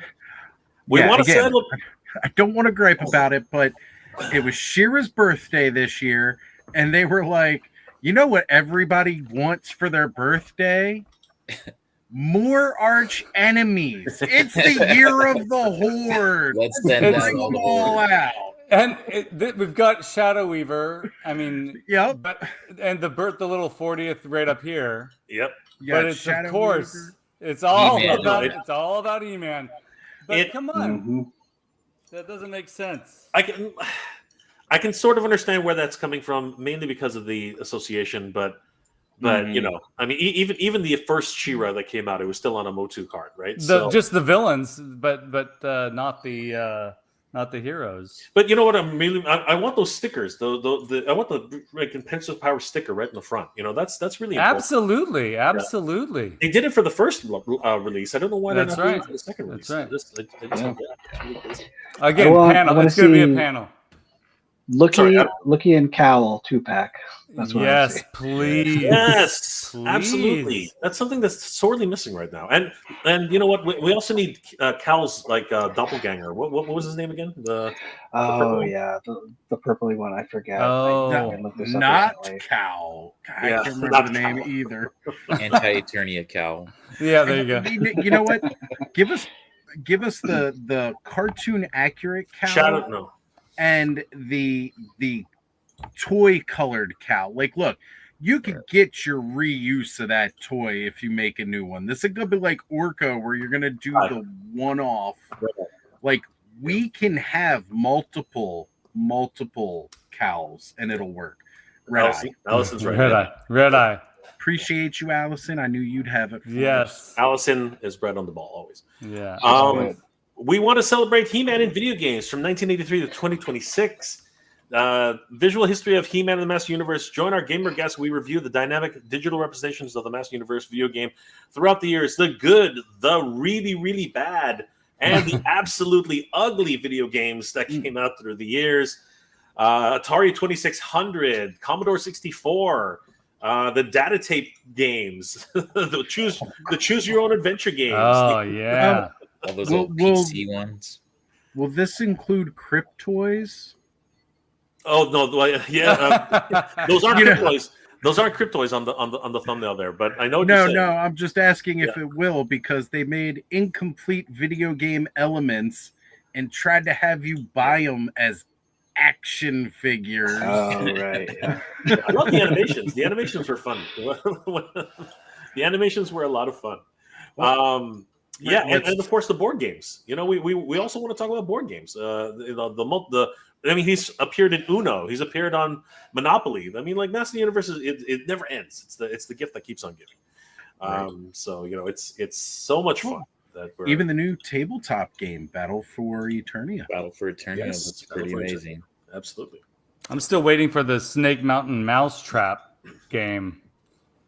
I'd love that. Oh my god. That would be so amazing. That'd be amazing, right? That would be cool. Genius. Oh my god, yes. Why don't we have that? So I don't think we'll. Yeah, sorry. Go ahead. No, it's okay. Go ahead. No. So I don't think we'll show the actual the actual goals just yet. We still have a lot of development on that.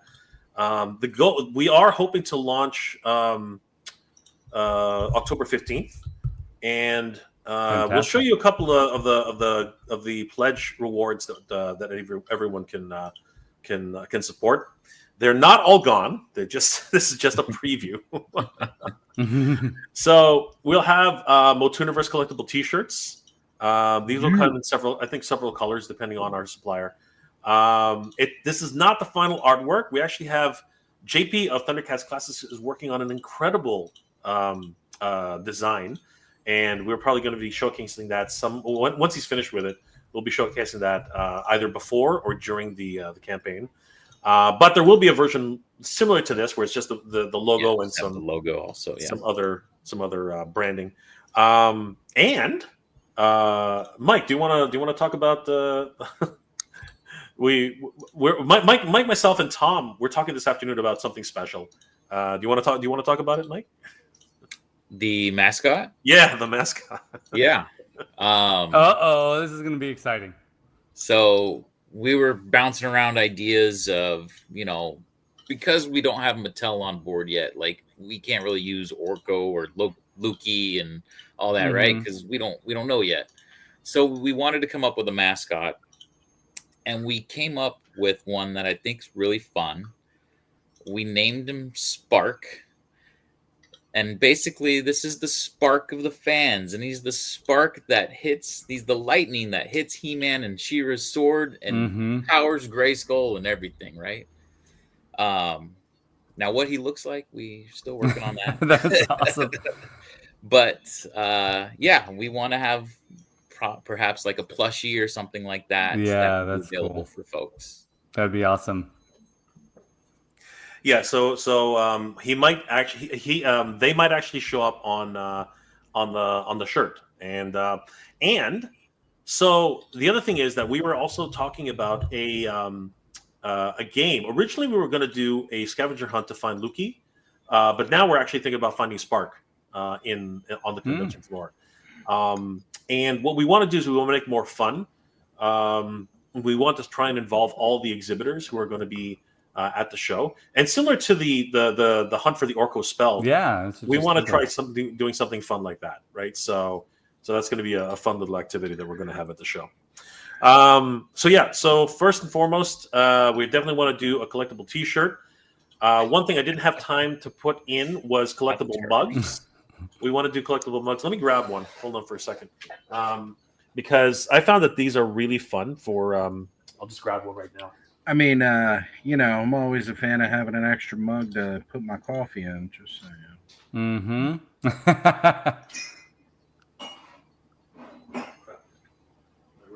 Even though I'm still using the bootleg Toy Frenzy. That's awesome. Alstradamus Toys Clubhouse. The sticker has lasted all that time.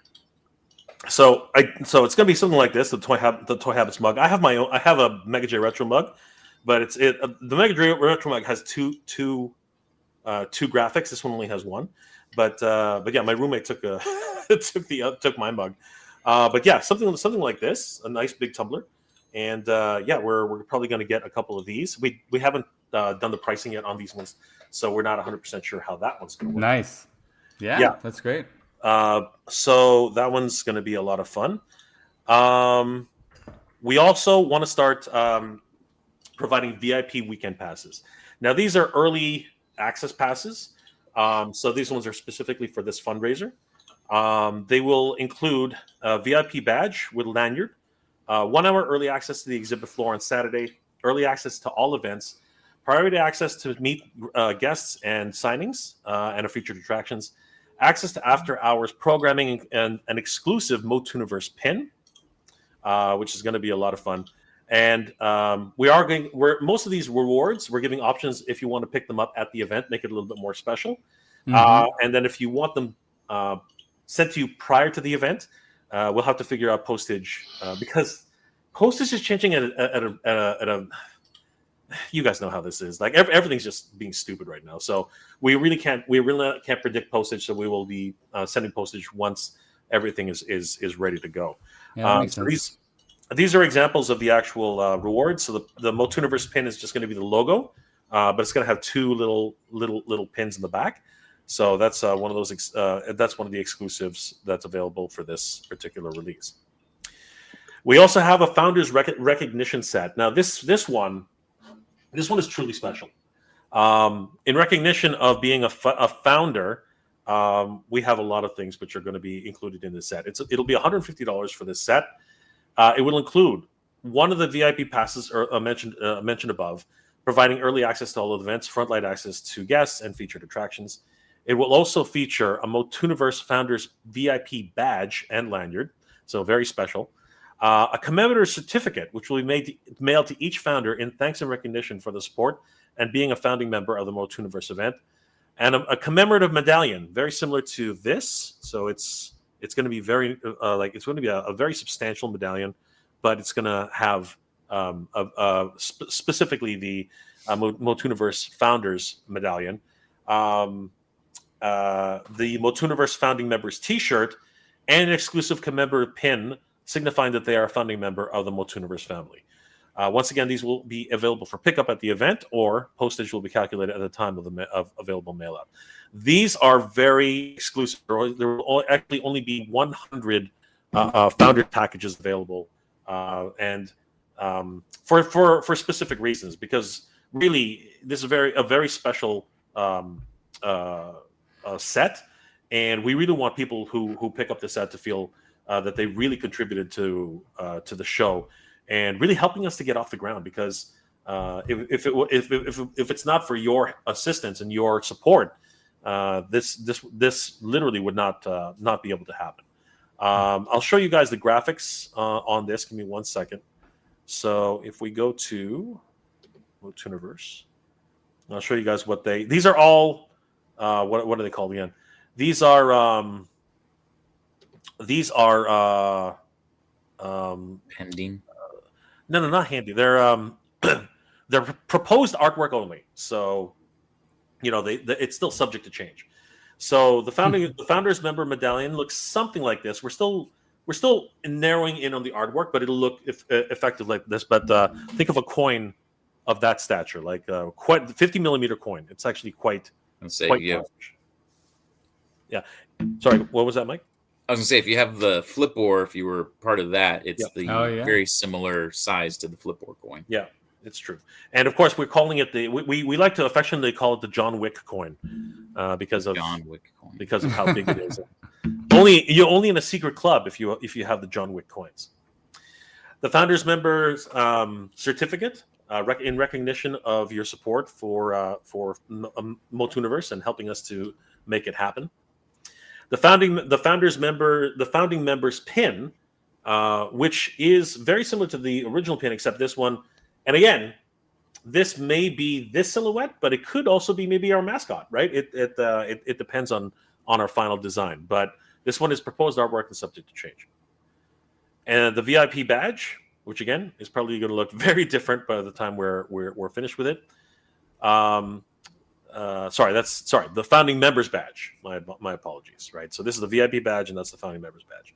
That's the pin. That's the regular pin. That's going to be for VIP members. The founding members shirt, and the regular shirt. Yeah, and the regular shirt. So yeah, those are some of the rewards we have available. As I said, we're probably going to have the mug as well, and some other things that will be proposed just prior. Because we actually have some support coming from, again, the community once again, and we are actually going to get some exclusive artwork. We're going to go down to guests. We can talk maybe about our honored artist. All right. We're gonna go ahead and talk about guests. I didn't think we were going to talk about guests right now, but okay, let's talk about guests. I can talk at least just about our featured guest, Tony Washington. He actually used to do artwork for PowerCon as well on the little booklets. He does some really amazing Motu art. If you don't follow him, I would highly suggest check out Tony Washington. I believe it's Tony Washington Art on Instagram. You can go through kind of his portfolio on there. He has talked with us and has agreed to create an exclusive print. He's filming himself actually doing some sketches, and we're gonna have it go to probably have like 2 or 3 different sketches is what he was proposing, and maybe have a fan vote of which artwork will become the exclusive print. He said he works with different kind of materials too. There's a vendor he works with that actually will put his prints on like a metal sheet with like holographic kind of look to it, he said it looks really amazing and really nice. So I'm excited to see kind of what that entails. But yeah, I mean, we're really excited that he has agreed to be a part of this convention. Yeah, let's take a look at this is some of his artwork that you can see here, but a lot of the work that was done for Master Universe. I mean, we have an Orko right here. He looks incredible. Gorgeous. And then one of the bigger ones, though, he does a lot, really huge frescoes. Here is Hordak and She-Ra. It's a beautiful rendition. Right. And there's the Sorceress in front of Grayskull. Awesome. Yeah. We're very excited that Tony's agreed to be a headliner for us. And this one's really nice. There is the Crystal Castle in front of the Crystal Castle. Right. Yeah. So this one's particularly one of my favorites. Yeah. One of my absolute favorites. It really is just capturing the essence of She-Ra. It really is just absolutely gorgeous. he has more pieces along the way, and he's actually, as Mike mentioned, he's actually doing something for us. So, yeah, we are very excited to. There's There's your favorite, Skelly. There it is. Yeah, beautiful. I've seen that. I've seen that before. Gorgeous. That version. Yep. So again, we are very excited that Tony has agreed to. That is incredible. Be one of our headliners. So, so we can't wait to see him. He's a staple at San Diego Comic-Con. Mm-hmm. So obviously he loves mingling with the fans and really getting to know people while they're. And actually, this was PowerCon. No, sorry. No, so that was San Diego, but he was at PowerCon multiple times. I've met. That's actually where I first met him at PowerCon, and then I'd see him every year at San Diego Comic-Con, and just kind of developed into this friendship over the years with him. And yeah, I've bought many prints from him because I'm a sucker for anything Motu, obviously, right? Mm-hmm. So, no. Yeah. So yeah, I ended up. He actually came out with a Motu specific, kind of like an omnibus booklet that I bought. Oh, cool! Of all his Motu art. And for aspiring artists, he is actually an Adobe community expert and partner. So I would really love to have a panel with Tony, myself being a graphic designer as well, and just talk about everything to do with designing on digital formats versus physical, and how those things are very, very different. But yeah, it's going to be a great honor to have Tony on as one of our headline guests. It's an honor. It is an honor. And just a little bit about Tony. He's an 2024 Eisner Award winner and Adobe Community Member Expert. He's based in San Diego and has worked on multiple projects, including working with Konami, DC, Blizzard Entertainment, Upper Deck, Sony, Rainmaker Entertainment, Riot Games, Imagi Studios, Midway Games, among so many others. So, I mean, he's definitely been around the block, Tony. So, great stuff. And of course, we already know that writer guest of honor Joshua Skye will be joining us, and it's interesting. The Blue Jays just made it into the finals of the postseason, and I think that Joshua was really rooting for the LA Dodgers. So we'll see how far they get. But Joshua has really been part of the Motu community very recently, but he's really literally writing the lore for Master Universe. So yeah, he's worked on The Powers of Grayskull, She-Ra, Forbidden Futures, as well as Heavy Metal Illustrated. He's written for Marvel Entertainment, Humanoids, Motherboard, Assembled Media, Sci Features, Sunman, which was the product Sunman, Hot Wheels, the Cartoon Network, Ben 10. And he's actually served in the writer's room for Emmy Award-winning animated series Nico, The Sword of Light. And he's even worked on major theatrical campaigns like The Predator and Deadpool 2. He never told us that. I didn't know he worked on Deadpool 2. That's freaking crazy. Right. Well, it's a lot better than The Predator. We don't talk about that one. I've been hearing a lot about it. Yeah, I've been hearing quite a bit. So yeah. Where and when is MOTUNIVERSE being held? It is being held on Memorial Day weekend, May 23rd and 24th, 2026, at the Torrance Marriott in Redondo Beach. It's a beautiful hotel if you guys haven't been there. The lobby alone is just this grand entrance. It looks like it never ends, actually. And seriously, people can just stay here, relax until the actual doors of the convention open. But then once you enter into the hallways of the convention floor, other areas are also open, including this area, which we're looking at. But as I said, just the hallway itself is amazing, spacious, providing easy access to all the events on the show floor. Yeah. And then the main ballroom itself is the main focus of MOTUNIVERSE, featuring high ceilings, open concept for exhibitors, vendors, and guests to experience the Master Universe firsthand. It's just actually gone under renovation, right? Right, Mike? Yes. I think, yeah. So if for all that have went to PowerCon, the last PowerCon that was there was, I believe, 2018. They have since renovated, so it is different than what we'll remember, but it's just nicer from what we've seen. Mm-hmm. Yeah, So- I was there firsthand while I was in California with Toy Habits crew, my friend Danny Green, and it's gorgeous. It is absolutely gorgeous.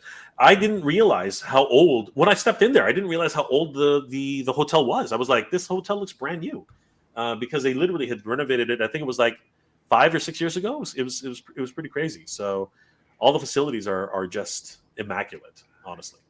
Is ballroom dancing encouraged in the ballroom? Absolutely, 100%. Okay, I'll make sure to bring my Just shoes. down the aisle, you're dancing. We want everybody to do the Batusi, 100%. I think He-Man can cut a rug too. Oh yeah. I know She-Man. Look, He-Man and Skeletor can ballroom dance that whole thing. We've seen it. Absolutely, that was a great. I love that. I love that. That One of my video. favoriteest moments. That Absolute YouTube video favoriteest moments. Well, was not even the YouTube video.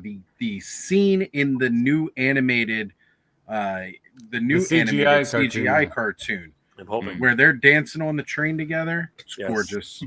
it's great. We'll be utilizing the available breakout rooms and additional programming, including panels, workshops, product announcements, and featured guests. And we are hoping to. Now, this is still subject to change. We're still trying to get a lower rate for everybody, but you can book your stay at the Marriott for 2 double beds or a single king. So more details to come on that before we actually launch the campaign. And even as we're approaching the event, we are still going to try and get the best room rate for everybody to stay at the hotel. It has additional features too, like a great bar and lounge area, so you can watch the game. You can actually have a great time just lounging around. The patio is incredible. Then of course, great weather all year round. Particularly when we're going to be there. It's in May, so it's almost summertime around there. And it's even got a gorgeous pool, which Mike has experienced firsthand, actually. All right. Well, I see where I'm going to be, guys, the entire time. Hanging out by the pool. I hope you all have a wonderful convention. Yes, sir. I will be on the hunt for Mermista. Yes, I was going to say that. I knew you were going to say that. Maybe we should just hire an actress to hang out in the pool area as Mermista. We're going to grab one of those mermaid actresses. It's going to be great. I mean, that'll be my excuse for why I never get out of the pool. Hopefully, it doesn't close by the time of the convention. But there is a Starbucks in the hotel. I'm joking, only because I heard that 500 Starbucks locations are closing. It's crazy. It's absolutely bonkers. Yeah, so this in the hotel are okay. Yeah, I'm really hoping so. But across the street is the De Amo Fashion Center, and I didn't realize how many eateries are in there. Like, there's tons. You got BJ's Restaurant, Dave & Buster's, Frida, Lucille's Smokehouse, Outback, P.F. Chang's, Chipotle, Genghis Khan, Panda Express, Sarku, of course, classic Sbarro, and even Uncle Tetsu's. Like a ton of different eating options just across the street. That's Slater's 50-50. It's half beef, half like bacon burgers. They're so good. Oh my god! I gotta try that. Bag of bacon, Jay. Bag of bacon. Yes, sir. Bag of bacon, dude. We're doing it. As soon as I can find we got to find a Dunkin'. Get a bag of bacon. Wearing that hat a lot lately, huh? Me and Oz are heading for a freaking Dunkin' Donuts, brother. Meet the team. Mike, attorney and royalty. There he is. Look at that. I know that guy. I know that guy. We got some idiot called Nigga J Retro. I know that guy. That photo looks familiar. That's photo. Micah, who's literally gathering. He's gathering the troops, man. He's gathering troops, and he's a great singer, by the way. We're doing karaoke, and Micah's leading the charge. Micah's in the chat right now. He's probably like, "Yes, we're going to have karaoke nights for sure." Then Tom, who still owes me a headshot, and just multiple contributors. Some dude named Oz Guys. What? I heard that guy's a jerk.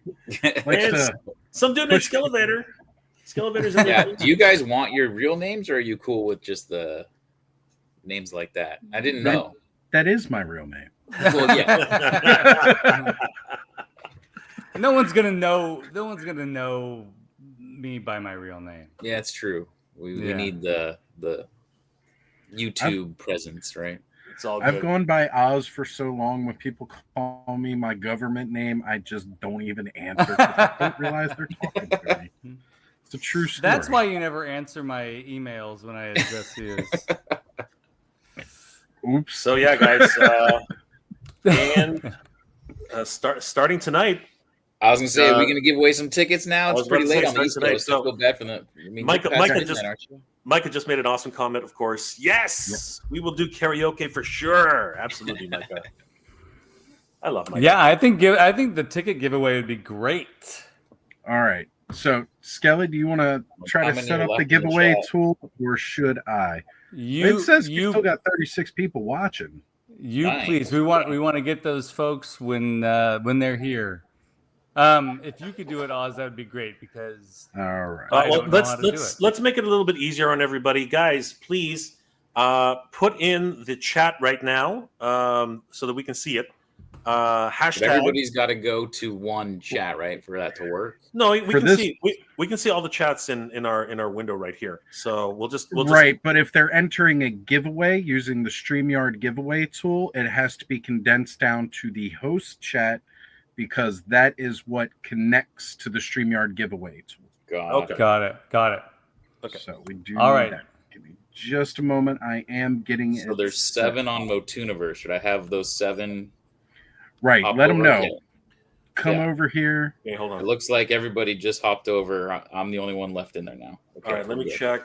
Hold on, let me check really quick because there might be a few in Mega J Retro. Guys, if you're watching on Mega J Retro, head over to Skelevator and join the frenzy because you have to subscribe. By the way, guys, you have to be subscribed to Skelevator and Ostramanda's Toys in order to be eligible for this giveaway.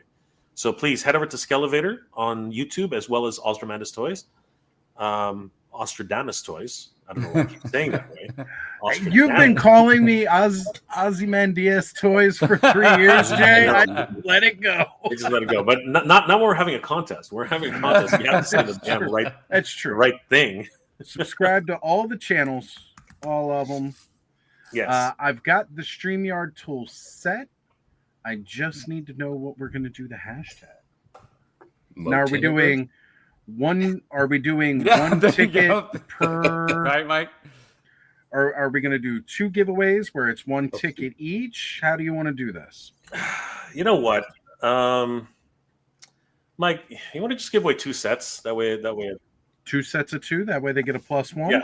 Yeah. Sure. Cool. Okay. All right. Well, the first hashtag, as you all heard it, is going to be. Let me share screen. That way, everybody gets the proper spelling.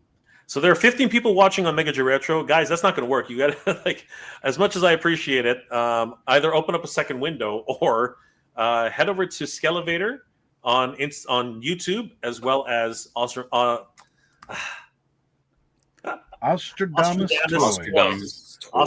Toys on YouTube, and subscribe to both those guys. Give them a like and a follow because that's how you. Will it work on yours too, Oz? Eligible.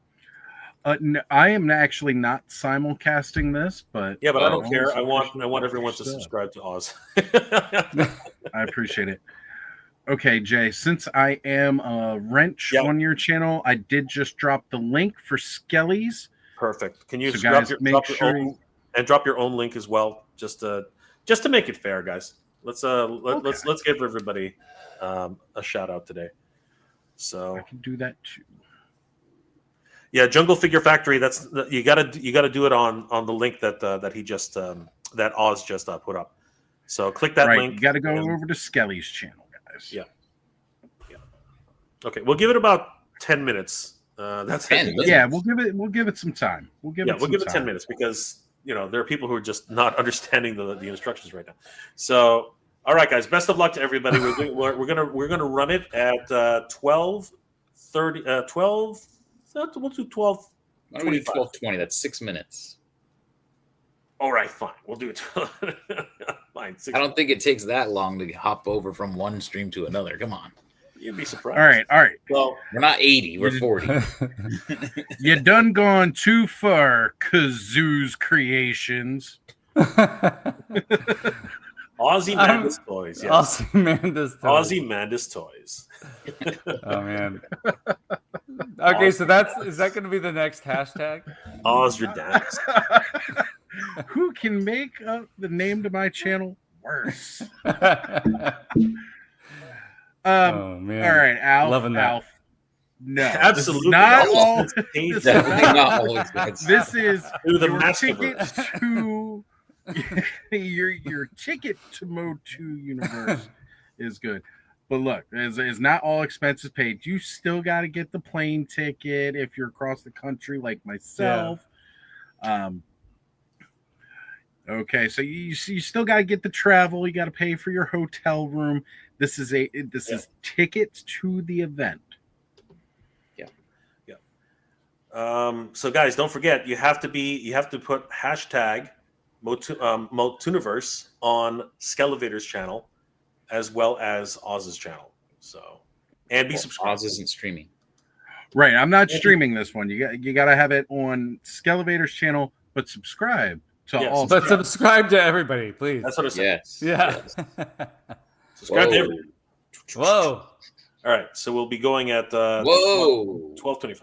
Crazy. Doctor Who. I keep forgetting I'm sharing screen there, so when I'm hopping around trying to look at everything, it's going different. Yeah. Spaceballs. This is happening now? Oh my gosh, I was just thinking about that. Can't wait for Spaceballs too. I saw a couple of entries, but they're not showing up. That's weird.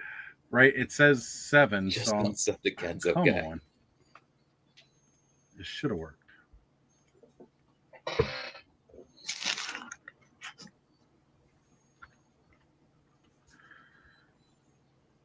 So, guys, is there anything that you guys would like to see? Like, some suggestions from the chat or from our panel here. Like, anything you guys, any ideas that we have? Well, I do know Ace was asking here, is the goal to have only Motu related stuff at the con, or is there an interest in having people who do rad stuff that's adjacent on the Motu vibe, but not necessarily Motu? No. Yeah, that's exactly it. We want like the what was it? AWOC, right? Animal Warriors of the Kingdom. Like we'd love to have them. We would love to have the 4 Horsemen if they want to come and show off some legions. We'd like. They would. We are definitely not trying to be like, oh, it's blinders on Motu. We want to celebrate all. IPs, especially 80s. Like I said, we're going to have a representation for Thundercats there. And I really hope to get Super 7 on board. And they celebrate, Silverhawks is celebrating their 40-year anniversary next year. Yeah. And there's a crossover for Transformers. And Transformers, the movie, is celebrating its, I believe, 40th anniversary this next year. Right? Next year, 86. So, and you know what? I'm going to go ahead and say this. We're planning on doing some screenings of films at MOTUNIVERSE. Oh, wait. Can we do the 87? Because you, myself, and Skelly all sat down and did that before. Oh, we can all get there. Can we actually do it together in person? Live commentary? That'd be great. Yeah, that's the thing. So there are 2 trains of thought on that, right? There are 2 trains of thought. It would be I think it would be hilarious if we watched the 87 movie and all of us are just like, actually doing some live commentary. I think that would be hilarious. And just get people to just, I think it would be really funny if we did that way. And then people who really appreciate the film or even don't appreciate the film will probably have a good time. That's another idea. Figure customizing class. Jay and I discussed that. We want to invite customizers out. And hold like a quote unquote workshop. I think would be really fun where you can build a character. That'd be amazing. Yep, I really like that. All right. And again, Ace, I did put in here earlier. There is a link. It's MOTUNIVERSECon.com. Yeah. You can definitely get in touch with Mega J and Mikey from there. They are the ones that can definitely get you more of that information than myself.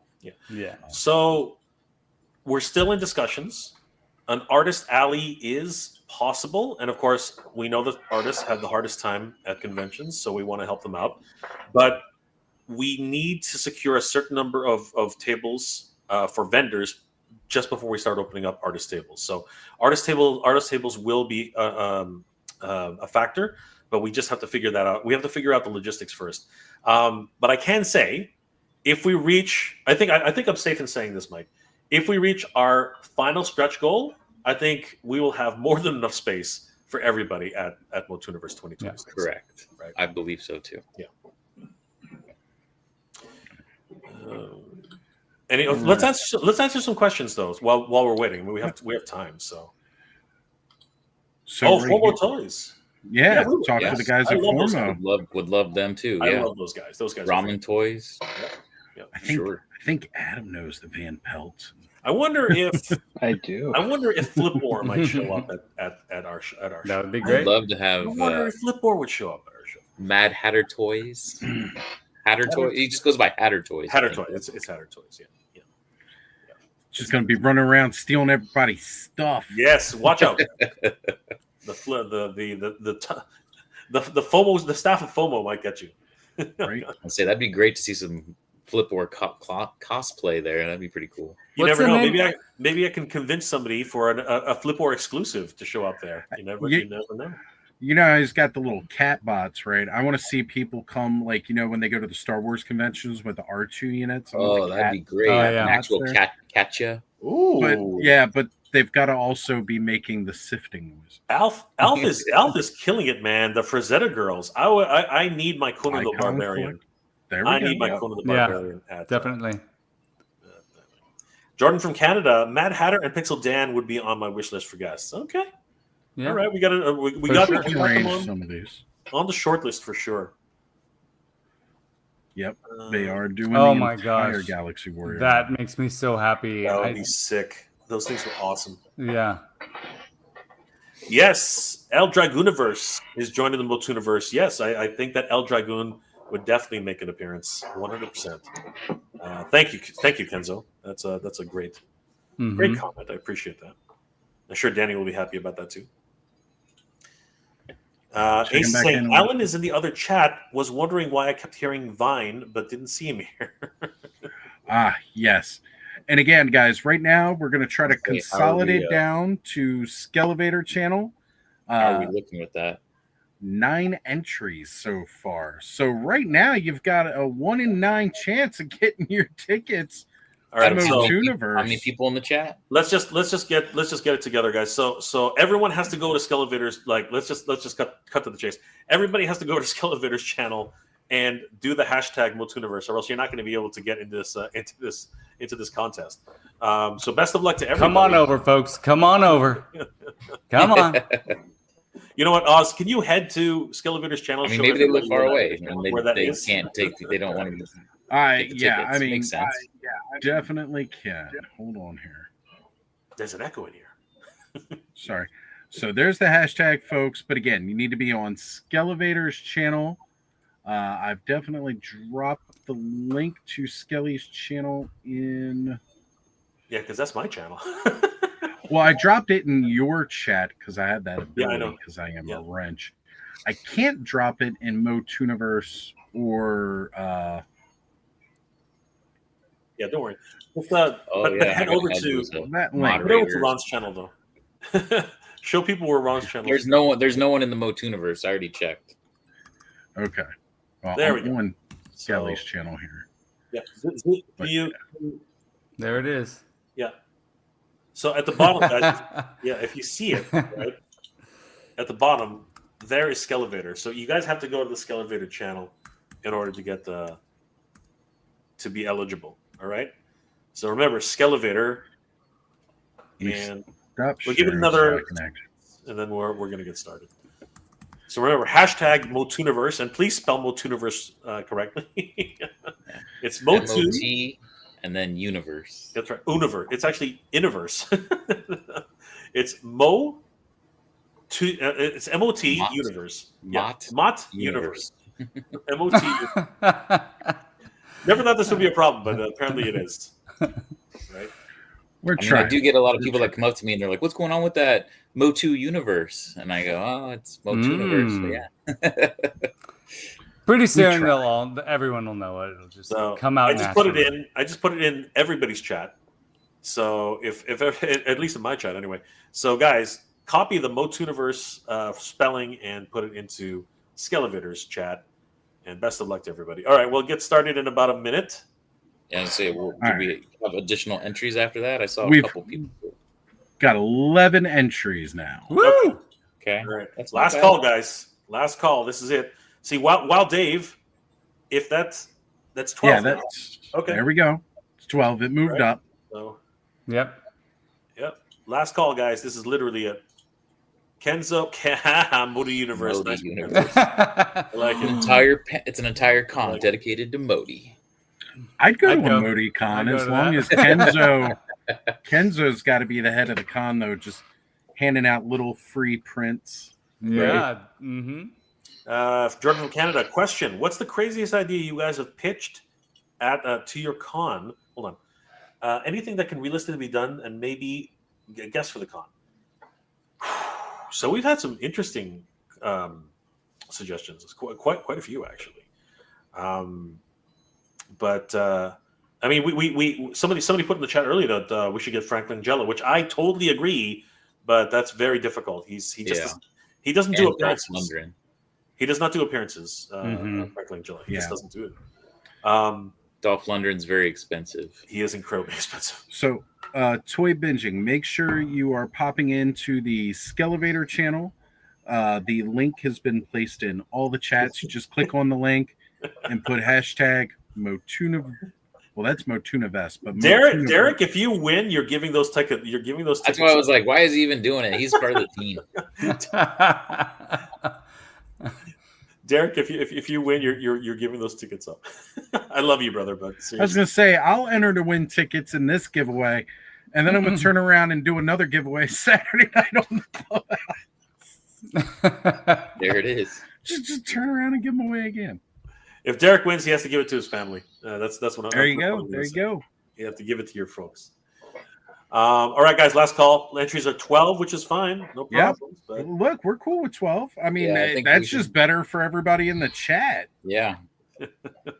I mean, if people, watching across the country in different countries, like they can't, right? It's a big investment, and the tickets, they're not crazy expensive. It's not like you're winning hundreds of dollars here.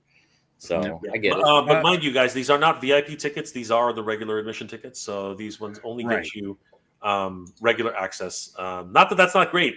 It's still great. But VIPs get in an hour early. Okay. That's the big There we go. Now we got more people coming in. 15 entries. There we go. All right. Okay, we'll give it another minute. Hurry up, guys. 1 minute here. If anything, you can sell them to somebody. Easy there. Right? Calm down. Duchess, put in the hashtag. Get tickets. Okay. Kenzo's excited. Kenzo wants us to roll it because he wants to win his tickets. That's what he's trying to do here. Kenzo wants it badly. All right. All right. Let's run it. Yeah. Let's run it. These will be our first official attendees. Who's getting it? Who's getting it? If I win it, I'm definitely giving it away. Woo! There we go. Toy Cartel. Mario. Right. Mario. Woo-woo. Well done. I'm going to pretend like I don't know who that is. Now, do we want to do a different hashtag, or should I just hit the draw again? Because it'll automatically I'd say just remove him and draw it. Okay. Well, first of all, before we forget, somebody please write that down. I mean, it's permanently captured here on YouTube. It is. If we really get confused, we could just look at it. I have no relation with and have no idea who they are. Toy Cartel, reach out to MOTUNIVERSE. Okay, go to the MOTUNIVERSECon.com. You guys have the email address posted there, right? We have a form, actually. We have a form which you can fill out. Yeah. So there you go. Won. So that'll be a great way to be able to get in touch so that we can get your deets, and that way you will definitely get your passes. There you go. Yeah. You can definitely reach out to me, even though I don't know who you are and I have no idea what your name is. So. You can tell us if you're on IG and it doesn't match up with who you are here. You know, you definitely get in touch with everybody through that as well. All right, guys. So instead of making everybody drop another hashtag in, look, hashtag MOTUNIVERSE if you hadn't entered already. But I mean, I think we still got 14 entries here. So this time the chances are even better that you can win because we've got 1 in 14 chance here that you could be the winner. I'm gonna just hit draw again. Do it. Yeah. Watch it hit Mega J Retro. Gonna happen. Oh! Ron Embry! All right. Congratulations, Ron. All Nice right, job, Ron. Embry. Good stuff. There we go. I sincerely don't know who that is, actually.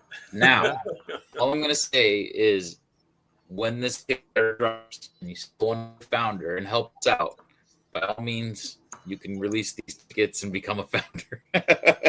Yeah. That's right. When the Kickstarter goes live, guys, even though, okay, so this was for 2 tickets each, right? You got 2 free tickets. You can always scalp those tickets and then buy the founders package. Oh my god, that's hilarious. You can flip them. You can do your favorite flip or and just do whatever you need to do. Like I love it. We won't hold it against you. We won't. You know how we absolutely love all those scalpers. But seriously, congratulations, guys. That's outstanding. So there we go. The first 2 attendees were picked here on the Frenzy tonight. Thank you guys for showing up and watching. And you'll definitely be getting updates on MOTUNIVERSE as time goes on. Yeah. Everybody who tuned in tonight, we appreciate every single one of you. And we know that you love Masters of the Universe as much as we do. This thing is going to be amazing. Make sure you put it in your bookmarks or something for the Kickstarter and the MOTUNIVERSECon.com website, and just keep an eye on things because it's going to be good and it's going to be huge. And everything's starting 15. Next week. Yeah. Yeah. You know what? Oh, okay. Well, there it is. Okay. So, guys, we weren't going to talk about. Damn it. We weren't going to talk about it, but we might as well just do at least. No, it's okay. Put it back up. Okay. At the very least, we do want to talk about the minimum goal that we need to reach. And there are multiple stretch goals, but the absolute minimum goal we need to reach is $5,000 to secure the venue. We have an agreement in place. It is happening at the Marriott, but in order to secure that, we need to reach at least $5,000. And after that, we want to get higher tiers so that we can have the best convention ever. Yeah. And be able to invite guests, be able to have more space for activities, for vendors, for artists, for just exhibits that people want to see and need to see. Yeah. We were talking today about having a diorama room, right? That can only happen if we reach our goals, our multiple stretch goals. Yeah. But there we were going to release this anyway, but here on the Frenzy, we're talking about the venue needs to be secured with at least $5,000, and with your help, with your support, this is 100% possible. Yeah, so for sure. And we want to go well past 5K. Like, this is just so we can hold the venue and basically make this happen. Let's sell out of those founders packages. Yeah. Right? It's 100 founders packages. We got 36 people watching. Guys, I mean, that's 1/3 right there. Mm-hmm. Let's get it. And you get a lot of stuff with the founders packages. You get the VIP pass, t-shirt, coin, pin, right? You get founders pins, right? a VIP, a founder's VIP badge as well. So there's a lot of collectible items. And of course, we're gonna like honor. I want to get like a banner with everybody, you know, that was a founder, and you know, obviously anything that goes on our socials, we're gonna have thank yous with names. Like we want to honor you guys. Yeah, and the names will all be on the website for all time. Like not this year, every subsequent year, the banners will be up so that everyone recognizes that everyone who was helped us to reach our goal this year for 2026 was a founding member of this endeavor. So we really want to help. We need your support, guys. We really do. Vine Jungle Factory. Oh, sorry, Jordan from Canada. Always great to start and get bigger and bigger. So Vine Jungle Figure Factory. When can I buy one? We will actually have a live launch on Wednesday of next week, October 15th, and basically myself and the entire. Well, not the entire team, but as many of the team who can make it onto a live stream as I was possible. going to say, I'm sure we'll live stream to celebrate and have a good time. The frenzy will be there. I'm pretty sure, and a lot of other friends. Right? It's schedule depending, of course. It is a Wednesday, so. So the times you guys have posted is typically, I try, but. Yeah. We really appreciate all your help and support, guys. Thank you so much. Yeah. Please, if you guys are interested, follow us on all of our all of our social media, including MOTUNIVERSE con underscore con. So Instagram.com/MOTUNIVERSE_con. Yeah. Definitely head over there. Give us a follow. We're already up to 238 followers. That I wasn't expecting that, Mike. That's awesome. Yeah, it's moving fast. And of course, YouTube.com/MOTUNIVERSE at MOTUNIVERSE_con. You can follow us there too. We're live streaming there right now. Actually, no, we're not. Are we? Yes, we are. Yes. We're live streaming there right now, actually. So, yeah, guys, definitely subscribe to us here. Because we will be doing multiple live streams. We did a live stream earlier today where Motu invaded Comic-Con. So definitely check out that video. It was a lot of fun. And of course, head over to MOTUNIVERSECon.com, one word, and sign up for our mailing list. And of course, tell us if you want to be a vendor or have any other ideas or anything you'd like to drop us a line. We really appreciate it, guys. Do it. All right, guys. Clint Jorgensen wants to know which one of the packages comes with the Mega J autographed VIP passes. Which one of those will that be on? Clint, I better see you again. I know I just saw you at Joe Fest. I better see you again at MOTUNIVERSE next year. I know it's a little close. It's a little close to Joe Fest, but Clint, you better be there. Yeah, we'll have a Mega J signing. Don't worry. If you're a founder, you get front of the line. So I think I met Clint. We met Clint. Yes. Yes. Clint was down at Joe Fest with us. It was so good to meet Clint. An incredible meeting. It was so much fun. I remember I was actually calling us. Get over here, Clint's here. That was one of the biggest compliments I ever had. Was that he said Ken and I need to be teaching classes yes at college. Yes. That was mind so good. blown. I was like, I'll go for it. I want it to happen. That was so good. That was great. Guys, right, guys. I gotta head out because it's time. But you guys can hang out as much as you want. I gotta get going too. So we had a good 3-hour stream here. So that's guys, this was great. Make sure you tune in later this month. We're gonna have a second The Frenzy on October 30th. Also, make sure to check out upcoming this weekend. We're gonna be doing